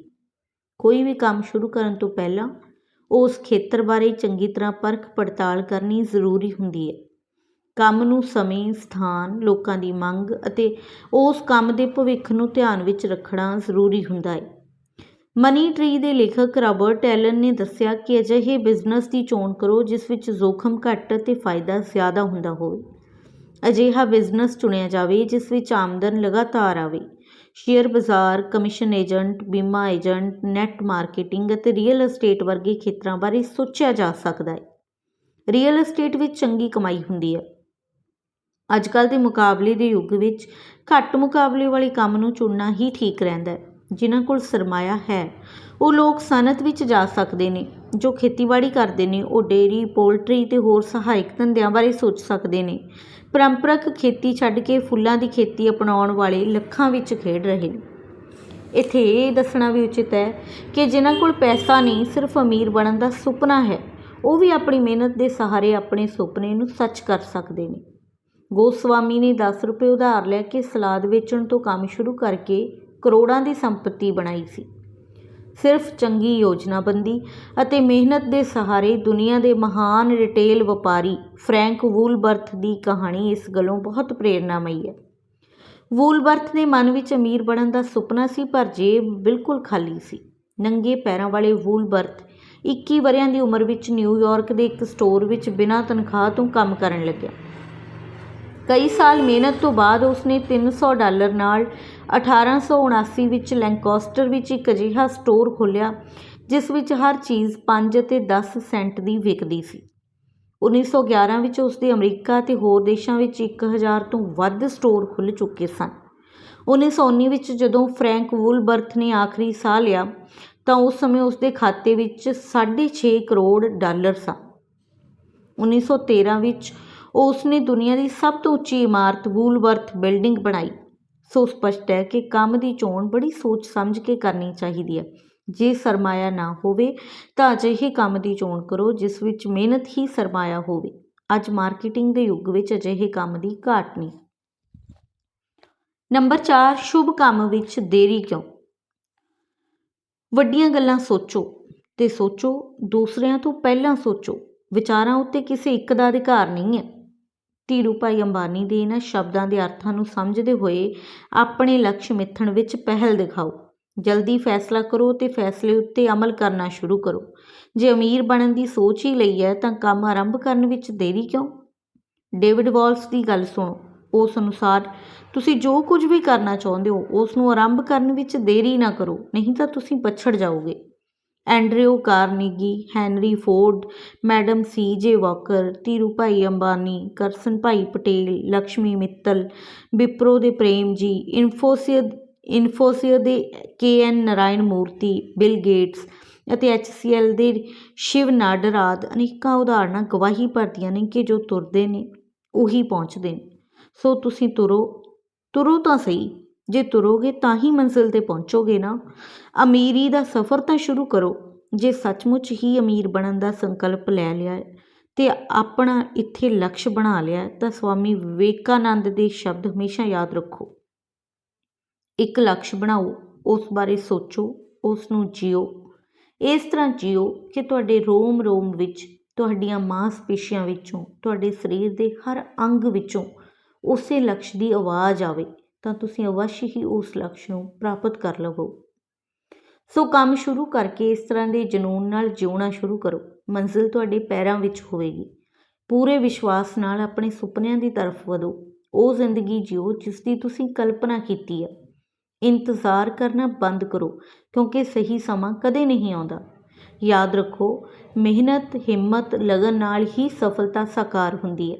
ਜੇ ਹਾਰ ਦੀ ਸੰਭਾਵਨਾ ਨਾ ਹੋਵੇ ਤਾਂ ਜਿੱਤ ਦਾ ਕੋਈ ਅਰਥ ਨਹੀਂ ਹੈ। ਵਾਰ-ਵਾਰ ਅਸਫਲ ਹੋਣ ਨਾਲ ਵੀ ਉਤਸ਼ਾਹ ਨਾ ਗਵਾਉਣਾ ਹੀ ਸਫਲਤਾ ਹੈ। ਅੰਤ ਵਿੱਚ ਸ੍ਰੀਮਦ ਭਗਵਦ ਗੀਤਾ ਵਿੱਚ ਦਿੱਤਾ ਸ਼੍ਰੀ ਕ੍ਰਿਸ਼ਨ ਦਾ ਸੁਨੇਹਾ ਸੁਣੋ ਕਿ ਆਦਮੀ ਜੋ ਚਾਹੇ ਬਣ ਸਕਦਾ ਹੈ ਜੇ ਉਹ ਵਿਸ਼ਵਾਸ ਨਾਲ ਇੱਛਤ ਵਸਤੂ ਉੱਤੇ ਲਗਾਤਾਰ ਚਿੰਤਨ ਕਰੇ। ਸਫਲਤਾ ਦਾ ਬੂਟਾ ਸੁਪਨਿਆਂ ਦੀ ਜ਼ਮੀਨ ਉੱਤੇ ਉੱਗਦਾ ਹੈ। ਸਫਲਤਾ ਅਤੇ ਸੁਪਨਿਆਂ ਦਾ ਸਿੱਧਾ ਸੰਬੰਧ ਹੁੰਦਾ ਹੈ। ਸਫਲਤਾ ਦਾ ਬੂਟਾ ਸੁਪਨਿਆਂ ਦੀ ਜ਼ਮੀਨ 'ਤੇ ਉੱਗਦਾ ਹੈ। ਡਿਜ਼ਨੀਲੈਂਡ ਦੇ ਸੰਸਥਾਪਕ ਵਾਲਟ ਡਿਜ਼ਨੀ ਨੇ ਕਿਹਾ ਸੀ ਕਿ ਅਗਰ ਤੁਸੀਂ ਸੁਪਨੇ ਨਹੀਂ ਦੇਖ ਸਕਦੇ ਤਾਂ ਜ਼ਿੰਦਗੀ ਵਿੱਚ ਕੁਝ ਨਹੀਂ ਕਰ ਸਕਦੇ। ਜੀਵਨ ਵਿੱਚ ਅੱਗੇ ਵਧਣਾ ਹੈ ਤਾਂ ਸੁਪਨੇ ਵੇਖੋ। ਜੋ ਤੁਸੀਂ ਹਾਸਲ ਕਰਨਾ ਚਾਹੁੰਦੇ ਹੋ ਉਸ ਦਾ ਸੁਪਨਾ ਵੇਖੋ। ਜੋ ਤੁਸੀਂ ਬਣਨਾ ਚਾਹੁੰਦੇ ਹੋ ਉਹੀ ਬਣ ਜਾਣ ਦਾ ਸੁਪਨਾ ਵੇਖੋ। ਅਮੀਰ ਆਦਮੀ ਬਣਨਾ ਚਾਹੁੰਦੇ ਹੋ ਤਾਂ ਕਰੋੜਪਤੀ ਹੋਣ ਦਾ ਸੁਪਨਾ ਦੇਖੋ। ਦੁਨੀਆ ਵਿੱਚ ਉਹ ਆਦਮੀ ਗਰੀਬ ਨਹੀਂ ਜਿਸ ਕੋਲ ਧਨ ਸੰਪੱਤੀ ਨਹੀਂ, ਬਲਕਿ ਉਹ ਗਰੀਬ ਹੈ ਜਿਸ ਦੇ ਕੋਲ ਕੋਈ ਸੁਪਨਾ ਨਹੀਂ। ਅਮਰੀਕਾ ਦੀ ਇੱਕ ਵੱਡੀ ਕਾਸਮੈਟਿਕ ਫਰਮ ਦੀ ਸੰਸਥਾਪਕ ਐਸਟੀ ਲਾਡਰ ਨਿਊਯਾਰਕ ਦੀਆਂ ਝੁੱਗੀਆਂ ਝੌਂਪੜੀਆਂ ਵਿੱਚ ਜਨਮ ਲੈ ਕੇ ਗਰੀਬੀ ਨੂੰ ਆਪਣੇ ਪਿੰਡੇ ਉੱਤੇ ਹੰਢਾਇਆ। ਝੌਂਪੜੀ ਵਿੱਚ ਰਹਿੰਦੇ ਹੋਏ ਉਸਨੇ ਮਹਿਲਾਂ ਦੇ ਸੁਪਨੇ ਵੇਖੇ। ਖਾਲੀ ਖਿੱਸੇ ਵਾਲੀ ਲਾਡਰ ਨੇ ਕਰੋੜਾਂ ਅਰਬਾਂ ਦੇ ਸੁਪਨੇ ਵੇਖੇ। ਸਿਰਫ ਸੁਪਨੇ ਹੀ ਨਹੀਂ ਵੇਖੇ, ਸਗੋਂ ਉਹਨਾਂ ਨੂੰ ਪੂਰਾ ਕਰਨ ਹਿੱਤ ਦਿਨ ਰਾਤ ਸਖਤ ਮਿਹਨਤ ਕੀਤੀ। ਲਾਡਰ ਰਾਤ ਸਮੇਂ ਸੁੰਦਰਤਾ ਨੂੰ ਵਧਾਉਣ ਵਾਲੇ ਪ੍ਰੋਡਕਟ ਬਣਾਉਂਦੀ ਅਤੇ ਦਿਨ ਵੇਲੇ ਘਰ ਘਰ ਜਾ ਕੇ ਉਹਨਾਂ ਨੂੰ ਵੇਚਦੀ। ਹੌਲੀ ਹੌਲੀ ਉਸ ਨੂੰ ਬਿਊਟੀ ਪਾਰਲਰਾਂ, ਹੋਟਲਾਂ, ਸੜਕ ਕਿਨਾਰੇ ਅਤੇ ਮਿੱਤਰਾਂ ਦੋਸਤਾਂ ਨੂੰ ਆਪਣੀਆਂ ਬਣਾਈਆਂ ਚੀਜ਼ਾਂ ਉਸਨੇ ਵੇਚਣੀਆਂ ਸ਼ੁਰੂ ਕੀਤੀਆਂ। ਐਸਟੀ ਲਾਡਰ ਨੇ ਚੀਜ਼ਾਂ ਦੇ ਨਾਲ ਨਾਲ ਤੋਹਫੇ ਦੇਣੇ ਸ਼ੁਰੂ ਕਰ ਦਿੱਤੇ। ਇਸ ਦੇ ਨਾਲ ਉਸ ਦੀ ਇਸ਼ਤਿਹਾਰਬਾਜ਼ੀ ਸੁਭਾਵਿਕ ਤੌਰ ਉੱਤੇ ਹੀ ਹੋਣ ਲੱਗੀ। ਉਸ ਨੇ ਮੁਕਾਬਲੇ ਦੀ ਕੰਪਨੀਆਂ ਦੀ ਤਰ੍ਹਾਂ ਵਿਗਿਆਪਨਾਂ 'ਤੇ ਪੈਸਾ ਖਰਚਣ ਦੀ ਬਜਾਏ ਉਹ ਪੈਸਾ ਤੋਹਫੇ ਦੇ ਰੂਪ ਵਿੱਚ ਗਾਹਕਾਂ ਨੂੰ ਵੰਡਣ ਨੂੰ ਤਰਜੀਹ ਦਿੱਤੀ। ਨਤੀਜੇ ਵਜੋਂ ਉਸ ਨੂੰ ਅਣਕਿਆਸੀ ਸਫਲਤਾ ਮਿਲੀ ਅਤੇ ਉਸ ਦਾ ਨਾਮ ਅਮੀਰ ਔਰਤਾਂ ਦੀ ਸੂਚੀ ਵਿੱਚ ਲਿਖਿਆ ਜਾਣ ਲੱਗਾ। ਯਾਦ ਰੱਖੋ, ਇਸ ਅਮੀਰੀ ਦੀ ਸ਼ੁਰੂਆਤ ਗਰੀਬੀ ਦੀ ਹਾਲਤ ਵਿੱਚ ਲਏ ਅਮੀਰ ਬਣਨ ਦੇ ਸੁਪਨੇ ਦੇ ਨਾਲ ਹੋਈ ਸੀ।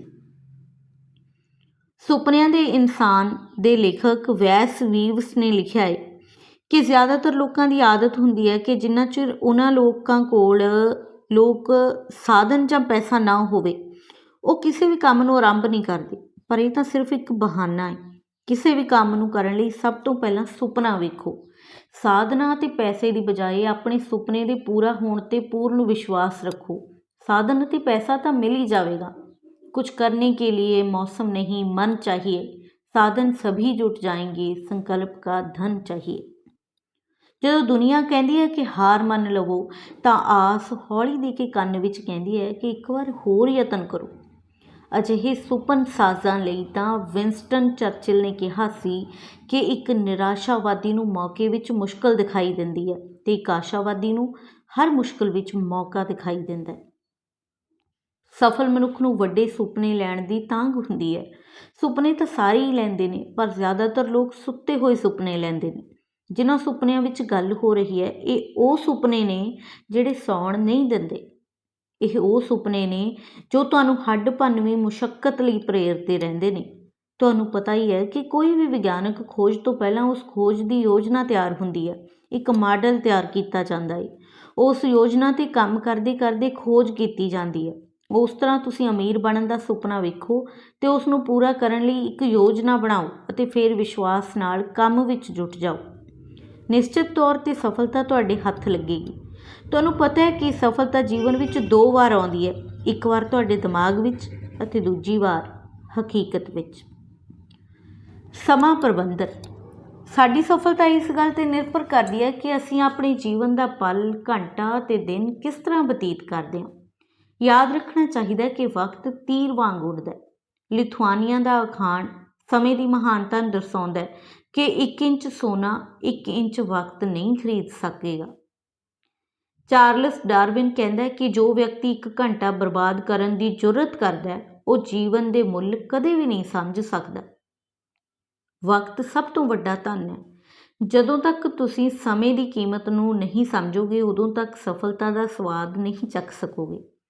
ਘੱਟ ਸਮੇਂ ਵਿੱਚ ਜ਼ਿਆਦਾ ਕੰਮ ਕਰਨ ਦੀ ਜਾਂਚ ਅਤੇ ਹਿੰਮਤ, ਵਕਤ ਦਾ ਸਹੀ ਉਪਯੋਗ ਅਤੇ ਆਪਣੇ ਸਮੇਂ ਦਾ ਇੱਕ ਪਲ ਵੀ ਬਰਬਾਦ ਨਾ ਹੋਣ ਦੇਣਾ ਹੀ ਸਭ ਤੋਂ ਵੱਡੀ ਸਮਝਦਾਰੀ ਹੈ।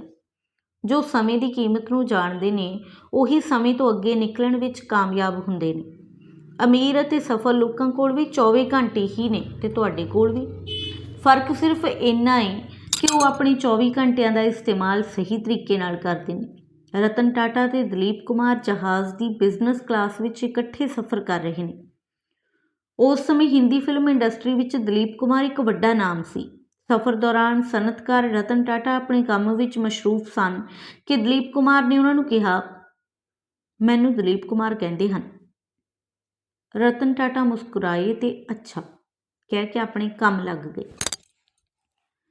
ਭਾਰਤ ਦਾ ਪ੍ਰਧਾਨ ਮੰਤਰੀ ਨਰਿੰਦਰ ਮੋਦੀ ਹੋਵੇ ਜਾਂ ਪੰਜਾਬ ਦੇ ਮੁੱਖ ਮੰਤਰੀ ਪ੍ਰਕਾਸ਼ ਸਿੰਘ ਬਾਦਲ, ਤੁਸੀਂ ਉਹਨਾਂ ਨੂੰ ਪਸੰਦ ਕਰੋ ਜਾਂ ਨਾ, ਪਰ ਇੱਕ ਗੱਲ ਤਾਂ ਸਪਸ਼ਟ ਹੈ ਕਿ ਅਜਿਹੇ ਲੋਕ 24 ਘੰਟਿਆਂ ਵਿੱਚ 15 ਤੋਂ 16 ਘੰਟੇ ਕੰਮ ਕਰਦੇ ਨੇ। ਦੁਨੀਆ ਦੇ ਸਾਰੇ ਸਫਲ ਤੇ ਅਮੀਰ ਵਿਅਕਤੀ ਸਮੇਂ ਦੇ ਪ੍ਰਬੰਧਨ ਵਿੱਚ ਮਾਹਰ ਨੇ। ਆਮ ਤੌਰ 'ਤੇ ਲੋਕ ਵਾਧੂ ਕੰਮਾਂ ਅਤੇ ਗੱਲਾਂ ਵਿੱਚ ਸਮਾਂ ਬਰਬਾਦ ਕਰਦੇ ਰਹਿੰਦੇ ਨੇ। ਅਸੀਂ ਆਪਣਾ ਜ਼ਿਆਦਾ ਸਮਾਂ ਦੂਸਰੇ ਲੋਕਾਂ ਬਾਰੇ ਚੰਗੀਆਂ ਮੰਦੀਆਂ ਗੱਲਾਂ ਕਰਨ ਵਿੱਚ ਬਰਬਾਦ ਕਰਦੇ ਹਾਂ ਜਾਂ ਫਿਰ ਟੀਵੀ, ਫਿਲਮਾਂ ਅਤੇ ਹੋਰ ਵਾਧੂ ਕੰਮਾਂ 'ਤੇ। ਜਿਨ੍ਹਾਂ ਲੋਕਾਂ ਨੇ ਅਮੀਰ ਬਣਨ ਦਾ ਸੁਪਨਾ ਲਿਆ ਹੁੰਦਾ ਹੈ, ਉਹ ਆਪਣੇ ਸਮੇਂ ਦਾ ਪਲ ਪਲ ਆਪਣੇ ਸੁਪਨੇ ਨੂੰ ਹਕੀਕਤ ਵਿੱਚ ਬਦਲਣ ਵਿੱਚ ਲਾ ਦਿੰਦੇ ਨੇ। ਆਤਮ ਚਿੰਤਨ ਕਰਕੇ ਪਤਾ ਲੱਗੇਗਾ ਕਿ ਅਸੀਂ ਕੰਮਾਂ ਨੂੰ ਟਾਲਣ ਦੀ ਆਦਤ ਦਾ ਸ਼ਿਕਾਰ ਤਾਂ ਨਹੀਂ ਹਾਂ। ਅਸੀਂ ਨਿੰਦਾ ਚੁਗਲੀਆਂ ਵਿੱਚ ਸਮਾਂ ਬਰਬਾਦ ਕਰਨ ਦੇ ਆਦੀ ਤਾਂ ਨਹੀਂ। ਅਸੀਂ ਟੀਵੀ ਉੱਤੇ ਵਾਧੂ ਸਮਾਂ ਤਾਂ ਨਹੀਂ ਬਰਬਾਦ ਕਰ ਰਹੇ। ਕੀ ਅਸੀਂ ਆਪਣੇ ਸਮੇਂ ਦਾ ਹਿਸਾਬ ਰੱਖਦੇ ਹਾਂ? ਕੀ ਅਸੀਂ ਗੱਪਾਂ ਵਿੱਚ ਸਮਾਂ ਬਰਬਾਦ ਕਰਦੇ ਹਾਂ? ਕੀ ਅਸੀਂ ਹਰ ਰੋਜ਼ ਕੋਈ ਜ਼ਰੂਰੀ ਕੰਮ ਨਿਪਟਾਉਂਦੇ ਹਾਂ ਜਾਂ ਨਹੀਂ? ਕੀ ਅਸੀਂ ਸਵੇਰੇ ਉੱਠਣ ਸਾਰ ਦਿਨ ਭਰ ਕਰਨ ਵਾਲੇ ਕੰਮਾਂ ਦੀ ਸੂਚੀ ਬਣਾਉਂਦੇ ਹਾਂ? ਕੀ ਅਸੀਂ ਸਵੇਰੇ ਉੱਠਣ ਸਾਰ ਦਿਨ ਭਰ ਕੰਮ ਕਰਨ ਵਾਲੀ ਸੂਚੀ ਬਣਾਉਂਦੇ ਹਾਂ? ਕੀ ਅਸੀਂ ਆਪਣੇ ਟੀਚੇ ਜਾਂ ਆਪਣੀ ਮੰਜ਼ਿਲ ਵੱਲ ਕੁਝ ਕਦਮ ਅੱਗੇ ਵਧੇ ਹਾਂ? ਕੀ ਅਸੀਂ ਦਿਨਾਂ, ਹਫ਼ਤਿਆਂ, ਮਹੀਨਿਆਂ ਅਤੇ ਸਾਲਾਂ ਦਾ ਹਿਸਾਬ ਰੱਖਦੇ ਹਾਂ? ਜੇ ਅਮੀਰ ਹੋਣਾ ਚਾਹੁੰਦੇ ਹੋ ਤਾਂ ਸਮੇਂ ਦੇ ਧਨ ਦਾ ਹਿਸਾਬ ਰੱਖੋ। ਦੌਲਤ ਕਮਾਉਣ ਲਈ ਜੋ ਯੋਜਨਾ ਤੁਸੀਂ ਬਣਾਈ ਹੈ, ਉਸ ਲਈ ਵਕਤ ਪ੍ਰਬੰਧਨ ਵੀ ਜ਼ਰੂਰੀ ਹੈ। ਕੰਮਾਂ ਨੂੰ ਤਰਜੀਹ ਦੇ ਆਧਾਰ 'ਤੇ ਵੰਡ ਕੇ ਕੰਮ ਕਰਨਾ ਚਾਹੀਦਾ ਹੈ। ਜੇ ਸਫਲਤਾ ਨੂੰ ਚੁੰਮਣਾ ਹੈ ਤਾਂ ਆਪਣੀ ਅੱਖ ਨੂੰ ਅਰਜਣੀ ਅੱਖ ਬਣਾ ਕੇ ਇਕਾਗਰਤਾ ਨਾਲ ਅਣਥੱਕ ਮਿਹਨਤ ਕਰਨੀ ਹੋਵੇਗੀ। ਕੰਮਾਂ ਨੂੰ ਕੱਲ੍ਹ 'ਤੇ ਟਾਲਣ ਦੀ ਆਦਤ ਬਦਲਣੀ ਹੋਵੇਗੀ। ਯਾਦ ਰੱਖੋ, ਜੋ ਤੁਰਦੇ ਨੇ ਉਹ ਪੁੱਜਦੇ ਨੇ, ਸੋ ਪਹਿਲਾ ਕਦਮ ਚੁੱਕੋ। ਹਰ ਮੰਜ਼ਿਲ ਨੂੰ ਸਰ ਕਰਨ ਲਈ ਪਹਿਲਾ ਕਦਮ ਬਹੁਤ ਮਹੱਤਵਪੂਰਨ ਹੁੰਦਾ ਹੈ। ਸਪਸ਼ਟ ਦ੍ਰਿਸ਼ਟੀਕੋਣ। ਜ਼ਿੰਦਗੀ ਦੇ ਮਕਸਦ ਦੀ ਅਤੇ ਮਕਸਦ ਨੂੰ ਪੂਰਾ ਕਰਨ ਲਈ ਕੀਤੇ ਜਾ ਰਹੇ ਯਤਨਾਂ ਬਾਰੇ ਸਪਸ਼ਟ ਪਹੁੰਚ ਹੀ ਸਫਲਤਾ ਦੀ ਨਿਸ਼ਾਨੀ ਹੈ। ਜ਼ਿੰਦਗੀ ਪ੍ਰਤੀ ਸਪਸ਼ਟ ਨਜ਼ਰੀਏ ਵਾਲਾ ਵਿਅਕਤੀ ਪੂਰਨ ਵਿਸ਼ਵਾਸ, ਦ੍ਰਿੜ ਇਰਾਦੇ ਅਤੇ ਲਗਨ ਨਾਲ ਲੱਗੇ ਰਹਿੰਦੇ ਨੇ। ਅਰਿੰਦਮ ਚੌਧਰੀ ਅਨੁਸਾਰ ਸਾਫ਼ ਸਪਸ਼ਟ ਨਜ਼ਰੀਆ ਤੁਹਾਨੂੰ ਆਪਣੇ ਸੁਪਨਿਆਂ ਵਿੱਚ ਵਿਸ਼ਵਾਸ ਕਰਨ ਦਾ ਹੌਸਲਾ ਤੇ ਸੂਝ ਦਿੰਦਾ ਹੈ। ਹਾਰਵਰਡ ਵਿਖੇ ਆਪਣੇ ਕਮਰੇ ਵਿੱਚ ਬੈਠਿਆਂ ਮਾਰਕ ਜ਼ੁਕਰਬਰਗ ਨੇ ਇੱਕ ਆਨਲਾਈਨ ਸੋਸ਼ਲ ਗ੍ਰਾਫ ਦੀ ਅਪਾਰ ਸੰਭਾਵਨਾ ਦੇਖੀ। ਮਾਈਸਪੇਸ ਵਾਂਗ ਨਵੇਂ ਦੋਸਤ ਬਣਾਉਣ ਲਈ ਇੰਟਰਨੈਟ ਦੀ ਵਰਤੋਂ ਕਰਨ ਦੀ ਬਜਾਏ ਉਸਨੇ ਸੋਚਿਆ ਕਿ ਪੁਰਾਣੇ ਦੋਸਤਾਂ ਅਤੇ ਵਾਕਫਕਾਰਾਂ ਨਾਲ ਰਾਬਤਾ ਰੱਖਣਾ ਹੀ ਵਧੇਰੇ ਮੌਜ ਮਸਤੀ ਵਾਲਾ ਕੰਮ ਹੋਵੇਗਾ। ਇਸ ਯੋਜਨਾ ਸਦਕਾ ਉਸਨੇ ਫੇਸਬੁੱਕ ਸ਼ੁਰੂ ਕਰ ਲਈ, ਜਿਹੜੀ ਅੱਜ ਦੁਨੀਆ ਭਰ ਦੇ ਲੋਕਾਂ ਦੇ ਆਪਸੀ ਰਾਬਤੇ ਦਾ ਨਵਾਂ ਸ਼ਕਤੀਸ਼ਾਲੀ ਨਮੂਨਾ ਬਣ ਗਈ। ਇਹ ਦੋਸਤਾਂ ਅਤੇ ਪਰਿਵਾਰ ਨੂੰ ਮਿਲਣ ਅਤੇ ਰਾਤ ਦੇ ਖਾਣੇ ਦੇ ਮੇਜ਼ ਉੱਤੇ ਉਹਨਾਂ ਨਾਲ ਗੱਲਬਾਤ ਕਰਨ ਵਾਂਗ ਸੀ। ਫਰਕ ਇੰਨਾ ਸੀ ਕਿ ਤੁਸੀਂ ਇਹ ਸਭ ਕੰਮ ਮਾਊਸ ਨਾਲ ਕਰਦੇ ਸੀ, ਨਾ ਕਿ ਮੂੰਹ ਨਾਲ ਬੋਲ ਕੇ। ਇਸ ਤਰ੍ਹਾਂ ਦੀਆਂ ਅਨੇਕਾਂ ਉਦਾਹਰਣਾਂ ਨਾਲ ਇਤਿਹਾਸ ਭਰਿਆ ਪਿਆ ਹੈ। ਅਮੀਰ ਅਤੇ ਸਫਲ ਵਿਅਕਤੀ ਬਣਨ ਲਈ ਤੁਹਾਨੂੰ ਸਭ ਤੋਂ ਪਹਿਲਾਂ ਆਪਣੇ ਆਪ ਨੂੰ ਜਾਣ ਕੇ ਜ਼ਿੰਦਗੀ ਪ੍ਰਤੀ ਸਪਸ਼ਟ ਨਜ਼ਰੀਆ ਬਣਾਉਣਾ ਪਵੇਗਾ। ਇੱਕ ਆਸ਼ਰਮ ਵਿੱਚ ਗੁਰੂ ਆਪਣੇ ਚੇਲਿਆਂ ਨੂੰ ਸਿੱਖਿਆ ਦੇ ਰਿਹਾ ਸੀ। ਇੱਕ ਚੇਲੇ ਨੇ ਪੁੱਛਿਆ, ਕੀ ਪਹਾੜ ਤੋਂ ਸ਼ਕਤੀਸ਼ਾਲੀ ਕੋਈ ਚੀਜ਼ ਇਸ ਦੁਨੀਆ ਵਿੱਚ ਹੈ? ਹਾਂ, ਲੋਹਾ ਪਹਾੜ ਤੋਂ ਸ਼ਕਤੀਸ਼ਾਲੀ ਹੈ, ਕਿਉਂਕਿ ਲੋਹੇ ਨਾਲ ਪਹਾੜ ਨੂੰ ਕੱਟ ਕੇ ਰਸਤਾ ਬਣਾਇਆ ਜਾ ਸਕਦਾ ਹੈ, ਗੁਰੂ ਨੇ ਸਮਝਾਇਆ। ਫਿਰ ਲੋਹਾ ਸਭ ਤੋਂ ਸ਼ਕਤੀਸ਼ਾਲੀ ਹੋਇਆ ਨਾ? ਚੇਲੇ ਨੇ ਫਿਰ ਸਵਾਲ ਕੀਤਾ। ਨਹੀਂ, ਲੋਹੇ ਤੋਂ ਜ਼ਿਆਦਾ ਸ਼ਕਤੀਸ਼ਾਲੀ ਅੱਗ ਹੁੰਦੀ ਹੈ, ਕਿਉਂਕਿ ਅੱਗ ਲੋਹੇ ਨੂੰ ਵੀ ਗਾਲ ਸਕਦੀ ਹੈ, ਗੁਰੂ ਦਾ ਜਵਾਬ ਸੀ। ਇਸ ਦਾ ਅਰਥ ਹੋਇਆ ਕਿ ਅੱਗ ਸਭ ਤੋਂ ਸ਼ਕਤੀਸ਼ਾਲੀ ਹੈ? ਚੇਲੇ ਨੇ ਫਿਰ ਪੁੱਛਿਆ। ਨਹੀਂ, ਅੱਗ ਤੋਂ ਸ਼ਕਤੀਸ਼ਾਲੀ ਪਾਣੀ ਹੈ, ਕਿਉਂਕਿ ਇਹ ਅੱਗ ਨੂੰ ਬੁਝਾ ਸਕਦਾ ਹੈ, ਗੁਰੂ ਦਾ ਜਵਾਬ ਸੀ। ਤਾਂ ਫਿਰ ਪਾਣੀ ਸਭ ਤੋਂ ਸ਼ਕਤੀਸ਼ਾਲੀ ਹੈ? ਚੇਲੇ ਨੇ ਫਿਰ ਸ਼ੰਕਾ ਪ੍ਰਗਟ ਕੀਤੀ। ਨਹੀਂ, ਪਾਣੀ ਤੋਂ ਸ਼ਕਤੀਸ਼ਾਲੀ ਸੂਰਜ ਹੈ, ਜੋ ਪਾਣੀ ਨੂੰ ਵੀ ਸੁਕਾ ਦਿੰਦਾ ਹੈ, ਗੁਰੂ ਦਾ ਜਵਾਬ ਸੀ। ਗੁਰੂ ਜੀ, ਫਿਰ ਸੂਰਜ ਸਭ ਤੋਂ ਸ਼ਕਤੀਸ਼ਾਲੀ ਹੋਇਆ? ਚੇਲੇ ਨੇ ਫਿਰ ਪੁੱਛਿਆ। ਨਹੀਂ, ਸੂਰਜ ਤੋਂ ਵੱਡਾ ਹੁੰਦਾ ਬੱਦਲ, ਜੋ ਸੂਰਜ ਨੂੰ ਢੱਕ ਲੈਂਦਾ ਹੈ, ਗੁਰੂ ਨੇ ਕਿਹਾ। ਤਾਂ ਇਸ ਦਾ ਮਤਲਬ ਬੱਦਲ ਸਭ ਤੋਂ ਸ਼ਕਤੀਸ਼ਾਲੀ ਹੈ? ਚੇਲੇ ਦਾ ਜਵਾਬ ਸੀ। ਨਹੀਂ, ਬੱਦਲ ਤੋਂ ਵੀ ਸ਼ਕਤੀਸ਼ਾਲੀ ਹੁੰਦੀ ਹੈ ਹਵਾ, ਜੋ ਬੱਦਲ ਨੂੰ ਉਡਾ ਕੇ ਲੈ ਜਾਂਦੀ ਹੈ, ਗੁਰੂ ਨੇ ਜਵਾਬ ਦਿੱਤਾ। ਫਿਰ ਤਾਂ ਹਵਾ ਹੀ ਸਭ ਤੋਂ ਸ਼ਕਤੀਸ਼ਾਲੀ ਹੋਈ, ਚੇਲੇ ਨੇ ਵਿਸ਼ਵਾਸ ਨਾਲ ਕਿਹਾ। ਨਹੀਂ ਪੁੱਤਰ, ਸਭ ਤੋਂ ਸ਼ਕਤੀਸ਼ਾਲੀ ਤਾਂ ਮਨੁੱਖ ਹੈ, ਜੋ ਇਹਨਾਂ ਸਭ ਨੂੰ ਵਸ ਵਿੱਚ ਕਰ ਲੈਂਦਾ। ਮਨੁੱਖ ਸਭ ਕੁਝ ਕਰ ਸਕਦਾ ਹੈ, ਪਹਾੜ ਨੂੰ ਹਿਲਾ ਸਕਦਾ ਹੈ, ਲੋਹੇ ਨੂੰ ਗਾੜ ਸਕਦਾ ਹੈ, ਦਰਿਆਵਾਂ ਦਾ ਰੁਖ ਬਦਲ ਸਕਦਾ ਹੈ, ਅੱਗ 'ਤੇ ਕਾਬੂ ਪਾ ਸਕਦਾ ਹੈ। ਉਕਤ ਕਹਾਣੀ ਤੋਂ ਸਪਸ਼ਟ ਹੈ ਕਿ ਮਨੁੱਖ ਸਭ ਕੁਝ ਕਰ ਸਕਦਾ ਹੈ। ਜਦੋਂ ਮਨੁੱਖ ਦਾ ਆਤਮ ਵਿਸ਼ਵਾਸ ਜਾਗ ਪੈਂਦਾ ਹੈ ਅਤੇ ਉਸਨੂੰ ਆਪਣਾ ਮਕਸਦ ਸਪਸ਼ਟ ਹੁੰਦਾ ਹੈ, ਤਾਂ ਉਹ ਅਸੰਭਵ ਨੂੰ ਵੀ ਸੰਭਵ ਬਣਾ ਸਕਦਾ ਹੈ। ਕਿਸੇ ਸ਼ਾਇਰ ਨੇ ਕਿਹਾ ਹੈ, ਕੌਣ कहता है कि आसमां में सुराख नहीं हो सकता, एक पत्थर तो उछालो तबीयत से यारो। ਜਦੋਂ ਦੁਨੀਆ ਕਹਿੰਦੀ ਹੈ ਕਿ ਹਾਰ ਮੰਨ ਲਵੋ, ਤਾਂ ਆਸ ਹੌਲੀ ਦੇ ਕੇ ਕੰਨ ਵਿੱਚ ਕਹਿੰਦੀ ਹੈ ਕਿ ਇੱਕ ਵਾਰ ਹੋਰ ਯਤਨ ਕਰੋ। ਅਜਿਹੇ ਸੁਪਨਬਾਜ਼ਾਂ ਲਈ ਤਾਂ ਵਿੰਸਟਨ ਚਰਚਿਲ ਨੇ ਕਿਹਾ ਸੀ ਕਿ ਇੱਕ ਨਿਰਾਸ਼ਾਵਾਦੀ ਨੂੰ ਮੌਕੇ ਵਿੱਚ ਮੁਸ਼ਕਲ ਦਿਖਾਈ ਦਿੰਦੀ ਹੈ ਅਤੇ ਇੱਕ ਆਸ਼ਾਵਾਦੀ ਨੂੰ ਹਰ ਮੁਸ਼ਕਲ ਵਿੱਚ ਮੌਕਾ ਦਿਖਾਈ ਦਿੰਦਾ ਹੈ। ਜੇ ਆਈਏ ਪਤਝੜ ਤਾਂ ਫੇਰ ਕੀ ਹੈ, ਕੁਛ तो निशानी छोड़ जा, अपनी कहानी छोड़ जा, कौन जाने कल इस तरफ तू फिर आए ना आए। ਉਕਤ ਸ਼ੇਰ ਮੇਰੇ ਜਜ਼ਬਾਤਾਂ ਨੂੰ ਜ਼ੁਬਾਨ ਦੇ ਰਿਹਾ ਹੈ। ਮੈਂ ਵੀ ਇਸ ਦੁਨੀਆ ਵਿੱਚ ਆਪਣੀ ਇੱਕ ਨਿਸ਼ਾਨੀ ਛੱਡ ਕੇ ਜਾਣਾ ਚਾਹੁੰਦੀ ਹਾਂ। ਮੈਂ ਚਾਹੁੰਦੀ ਹਾਂ ਕਿ ਦੁਨੀਆ ਵਿੱਚ ਮੇਰੀ ਇੱਕ ਵੱਖਰੀ ਪਛਾਣ ਹੋਵੇ। ਮੈਂ ਕੋਈ ਐਸਾ ਹੁਨਰ, ਐਸਾ ਇਲਮ ਸਿੱਖਣਾ ਚਾਹੁੰਦੀ ਹਾਂ। ਮੇਰੀ ਵਿਧਵਾ ਮਾਂ ਮਸਾਂ 3000 ਰੁਪਏ ਕਮਾ ਕੇ ਲਿਆ ਰਹੀ ਹੈ। ਜ਼ਮੀਨ ਸਾਡੀ ਉੱਤੇ ਸ਼ਰੀਕ ਕਾਬਜ਼ ਨੇ, ਘਰ ਵਿੱਚ 3 ਔਰਤਾਂ। ਕੌਣ ਕੋਰਟ ਕਚਹਿਰੀਆਂ ਦੇ ਚੱਕਰ ਕੱਟੇ। ਮਾਂ ਹੱਡ-ਭੰਨ ਵੀ ਮਿਹਨਤ ਅਤੇ ਮੁਸ਼ੱਕਤ ਤੋਂ ਬਾਅਦ ਮਸਾਂ ਢਿੱਡ ਭਰ ਰਹੀ ਹੈ। ਅਜਿਹੇ ਹਾਲਾਤ ਵਿੱਚ ਮੈਂ ਚਾਹੁੰਦੀ ਹੋਈ ਵੀ ਵਕਤ ਦੇ ਪਰਾਂ 'ਤੇ ਆਪਣਾ ਨਾਮ ਲਿਖਣ ਤੋਂ ਅਸਮਰੱਥ ਹਾਂ। ਇੰਨਾ ਪੜ੍ਹ ਲਿਖ ਕੇ ਵੀ ਇਉਂ ਲੱਗਦਾ ਕਿ ਇਸ ਜਨਮ ਵਿੱਚ ਬੇਇਨਸਾਫੀ ਅਤੇ ਗੁਰਬਤ ਤੋਂ ਬਿਨਾਂ ਕੁਝ ਵੀ ਹਿੱਸੇ ਨਹੀਂ ਆਇਆ। ਕਵਿਤਾ ਵੀ ਕਹਿ ਲੈਂਦੀ ਹਾਂ ਅਤੇ ਕਹਾਣੀ ਵੀ ਲਿਖਦੀ ਹਾਂ। ਇੱਕ ਵਿਧਵਾ ਮਾਂ ਦੀਆਂ 2 ਜਵਾਨ ਧੀਆਂ, ਇੱਕ 29 ਵਰ੍ਹਿਆਂ ਦੀ ਅਤੇ ਦੂਜੀ 31 ਵਰ੍ਹਿਆਂ ਦੀ, ਦੋਵੇਂ ਹੀ ਅਣਵਿਆਹੀਆਂ। ਕਿਹੜੇ ਸੁਪਨੇ ਲੈਣ, ਕਿਹੜੀ ਸਫਲਤਾ, ਕਿਹੜੀ ਸ਼ੌਹਰਤ ਅਤੇ ਕਿਹੜੀ ਦੌਲਤ। ਗੱਲਾਂ ਕਰਨੀਆਂ ਬਹੁਤ ਸੁਖਾਲੀਆਂ ਨੇ। ਕਦੇ ਕਦੇ ਤਾਂ ਲੱਗਦਾ ਮੇਰੀ ਕਹਾਣੀ ਦਾ ਅੰਤ ਵੀ ਦੁਖਾਂਤਕ ਹੋਣ ਵਾਲਾ ਹੈ। ਇਸ ਤਰ੍ਹਾਂ ਦੀ ਇਬਾਰਤ ਵਾਲੀ ਇੱਕ ਚਿੱਠੀ ਮੇਰੀ ਮੇਲ 'ਤੇ ਪ੍ਰਾਪਤ ਹੁੰਦੀ ਹੈ। ਇਹ ਚਿੱਠੀ ਮੇਰੇ ਲੇਖ ਸਫਲਤਾ ਦੇ ਮੰਤਰ ਨੂੰ ਪੜ੍ਹ ਕੇ ਲਿਖੀ ਗਈ ਸੀ, ਜਿਸ ਵਿੱਚ ਮੈਂ ਲਿਖਿਆ ਸੀ ਕਿ ਜ਼ਿੰਦਗੀ ਵਿੱਚ ਸਫਲ ਹੋਣ ਲਈ ਵੱਡੇ ਸੁਪਨੇ ਲੈਣ ਦੀ ਲੋੜ ਹੈ ਅਤੇ ਉਹਨਾਂ ਸੁਪਨਿਆਂ ਨੂੰ ਹਕੀਕਤ ਵਿੱਚ ਬਦਲਣ ਲਈ ਹੌਸਲਾ, ਹਿੰਮਤ, ਇੱਛਾ ਸ਼ਕਤੀ, ਆਤਮ ਵਿਸ਼ਵਾਸ ਅਤੇ ਦ੍ਰਿੜ ਨਿਸ਼ਚੇ ਨਾਲ ਮਿਹਨਤ ਕਰਨੀ ਜ਼ਰੂਰੀ ਹੈ। ਮੈਂ ਇਹ ਚਿੱਠੀ ਪੜ੍ਹ ਕੇ ਉਸ ਬੀਬੀ ਨੂੰ ਇਉਂ ਜਵਾਬ ਦਿੱਤਾ ਸੀ, ਮੈਨੂੰ ਤੇਰੀ ਦਾਸਤਾਨ ਪੜ੍ਹ ਕੇ ਦੁੱਖ ਹੋਇਆ। ਤੁਹਾਡੇ ਨਾਲ ਹੋਈ ਬੇਇਨਸਾਫੀ ਦਾ ਵੀ ਦੁੱਖ ਹੈ। ਸਭ ਤੋਂ ਜ਼ਿਆਦਾ ਦੁੱਖ ਇਸ ਗੱਲ ਦਾ ਹੈ ਕਿ ਤੁਸੀਂ ਦਿਲ ਛੱਡ ਬੈਠੇ ਹੋ। ਯਾਦ ਰੱਖੋ, ਡਿੱਗਣਾ ਹਾਰ ਨਹੀਂ ਹੁੰਦੀ, ਸਗੋਂ ਡਿੱਗ ਕੇ ਉੱਠਣ ਤੋਂ ਇਨਕਾਰ ਕਰਨਾ ਹਾਰ ਹੁੰਦੀ ਹੈ। ਅਸਲ ਜੇਤੂ ਉਹ ਹੁੰਦਾ ਹੈ ਜਿਹੜਾ ਜਿਉਂਦੇ ਜੀ ਹਾਰ ਨਹੀਂ ਕਬੂਲਦਾ। ਇਹ ਤਾਂ ਦੁਨੀਆ ਦੀ ਰੀਤ ਹੈ ਕਿ ਹਾਰ ਤੋਂ ਬਾਅਦ ਹੀ ਜਿੱਤ ਹੁੰਦੀ ਹੈ। ਅਸੀਂ ਸੋਚਦੇ ਹਾਂ ਕਿ ਸਾਡੇ ਕੋਲ ਆਹ ਨਹੀਂ, ਉਹ ਨਹੀਂ, ਪਰ ਅਸੀਂ ਇਹ ਨਹੀਂ ਸੋਚਦੇ ਕਿ ਸਾਡੇ ਕੋਲ ਕੀ ਹੈ। ਇੱਕ ਬੰਦਾ ਸੋਚ ਰਿਹਾ ਸੀ ਕਿ ਮੈਨੂੰ ਰੱਬ ਨੇ ਇੰਨਾ ਗਰੀਬ ਕਿਉਂ ਬਣਾਇਆ ਕਿ ਮੇਰੇ ਪੈਰਾਂ ਵਿੱਚ ਪਾਉਣ ਲਈ ਜੁੱਤੇ ਨਹੀਂ, ਪਰ ਉਸ ਸਮੇਂ ਉਸਨੇ ਇੱਕ ਹੋਰ ਵਿਅਕਤੀ ਨੂੰ ਵੇਖਿਆ ਜਿਹਦੇ ਪੈਰ ਹੀ ਨਹੀਂ ਸੀ। ਸੋ ਸਾਨੂੰ ਜੋ ਕੁਦਰਤ ਨੇ ਦਿੱਤਾ ਹੋਇਆ ਉਹਦੇ ਲਈ ਉਸਦੇ ਧੰਨਵਾਦੀ ਹੋਣਾ ਚਾਹੀਦਾ। ਅਫਸੋਸ ਹੈ ਕਿ ਤੁਹਾਡੇ ਪਿਤਾ ਜੀ ਚਲੇ ਗਏ, ਪਰ ਸ਼ੁਕਰ ਮਨਾਉਣਾ ਚਾਹੀਦਾ ਕਿ ਤੁਹਾਡੇ ਸਿਰ ਉੱਤੇ ਮਾਤਾ ਜੀ ਦਾ ਹੱਥ ਹੈ। ਮਨੁੱਖ ਨੂੰ ਸਥਿਤੀਆਂ ਦਾ ਦਾਸ ਨਹੀਂ ਬਣਨਾ ਚਾਹੀਦਾ, ਸਗੋਂ ਉਹਨਾਂ ਦਾ ਸਵਾਮੀ ਬਣਨਾ ਚਾਹੀਦਾ। ਜ਼ਿੰਦਗੀ ਵਿੱਚ ਕਈ ਅਜਿਹੇ ਲੋਕ ਅਸਫਲ ਲੋਕਾਂ ਦੀ ਸੂਚੀ ਵਿੱਚ ਆਪਣਾ ਨਾਮ ਲਿਖਾ ਲੈਂਦੇ ਨੇ ਜੋ ਅਸਫਲਤਾ ਨੂੰ ਮੰਨ ਲੈਂਦੇ ਨੇ ਅਤੇ ਬਹੁਤੀ ਵਾਰ ਉਸ ਸਮੇਂ ਮੰਨਦੇ ਨੇ ਜਦੋਂ ਉਹ ਸਫਲਤਾ ਦੇ ਨੇੜੇ ਹੁੰਦੇ ਨੇ। ਇੱਕ ਗੱਲ ਹੋਰ ਵੀ ਮੰਨ ਲੈਣੀ ਚਾਹੀਦੀ ਹੈ, ਦੁਖੀ ਅਸੀਂ ਉਦੋਂ ਹੀ ਹੁੰਦੇ ਹਾਂ ਜਦੋਂ ਸਾਡੇ ਕੋਲ ਦੁੱਖ ਸੁੱਖ ਬਾਰੇ ਸੋਚਣ ਦਾ ਸਮਾਂ ਹੁੰਦਾ ਹੈ। ਅਣਕਿਆਸੀਆਂ ਮੁਸੀਬਤਾਂ ਵੀ ਬੰਦਿਆਂ 'ਤੇ ਹੀ ਪੈਂਦੀਆਂ ਨੇ। ਮੁਸ਼ਕਿलें दिल के इरादे आजमाती हैं, हुस्न के पर्दे निगाहों से हटाती हैं, हौसला मत हार गिर कर ओ मुसाफिर, ठोकरें इंसान को चलना सिखाती हैं। ਫਰੈਂਕਲਿਨ ਡੀ ਰੂਜ਼ਵੈਲਟ ਅਮਰੀਕਾ ਦਾ ਇੱਕੋ ਇੱਕ ਅਜਿਹਾ ਰਾਸ਼ਟਰਪਤੀ ਰਿਹਾ ਜਿਸ ਨੇ 4 ਵਾਰ ਰਾਸ਼ਟਰਪਤੀ ਦੀ ਚੋਣ ਜਿੱਤੀ।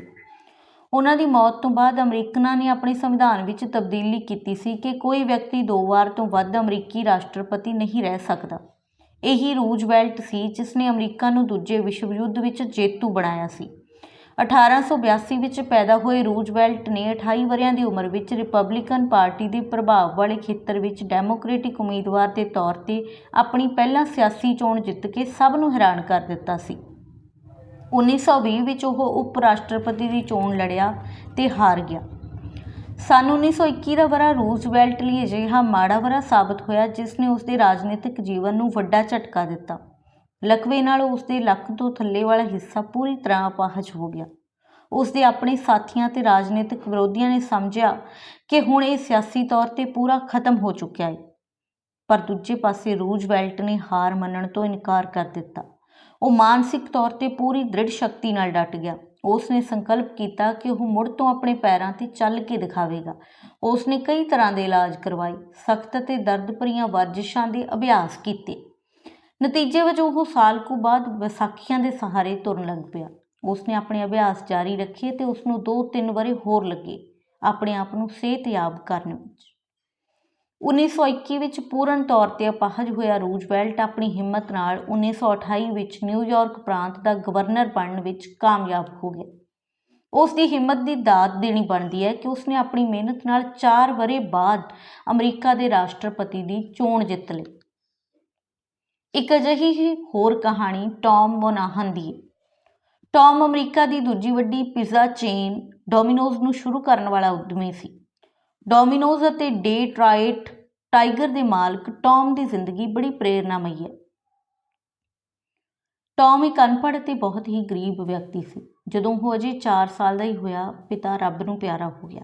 ਟੌਮ ਨੂੰ ਯਤੀਮਖਾਨੇ ਵਿੱਚ ਰਹਿਣਾ ਪਿਆ। ਗਰੀਬ ਅਤੇ ਅਨਾਥ ਟੌਮ ਵੱਡਾ ਸੁਪਨਸਾਜ਼ ਸੀ। ਉਸ ਨੇ ਵੱਡਾ ਅਤੇ ਅਮੀਰ ਆਦਮੀ ਬਣਨ ਦਾ ਸੁਪਨਾ ਲਿਆ। ਕਰਜ਼ਾ ਲੈ ਕੇ ਡੋਮਿਨੋਜ਼ ਸ਼ੁਰੂ ਕੀਤੀ, ਪਰ ਅਸਫਲ ਹੋਇਆ। ਇੰਨਾ ਜ਼ਿਆਦਾ ਅਸਫਲ ਹੋਇਆ ਕਿ ਉਸ ਉੱਪਰ $15 ਲੱਖ ਦਾ ਕਰਜ਼ਾ ਚੜ੍ਹ ਗਿਆ। ਬੈਂਕ ਨੇ ਉਸ ਦੀ ਕੰਪਨੀ 'ਤੇ ਕਬਜ਼ਾ ਕਰ ਲਿਆ। ਟੌਮ ਮੋਨਾਹਨ ਪੂਰੀ ਤਰ੍ਹਾਂ ਆਰਥਿਕ ਮੰਦਹਾਲੀ ਦਾ ਸ਼ਿਕਾਰ ਹੋ ਗਿਆ। ਉੱਧਰ ਬੈਂਕ ਨੂੰ ਉਸ ਦੀ ਕੰਪਨੀ ਚਲਾਉਣ ਲਈ ਕੋਈ ਸਹੀ ਬੰਦਾ ਨਹੀਂ ਮਿਲ ਰਿਹਾ ਸੀ। ਬੈਂਕ ਨੇ ਟੌਮ ਨੂੰ $200 ਪ੍ਰਤੀ ਹਫ਼ਤਾ ਤੇ ਉਸ ਦੀ ਹੀ ਕੰਪਨੀ ਉਸ ਨੂੰ ਠੇਕੇ 'ਤੇ ਦਿੱਤੀ।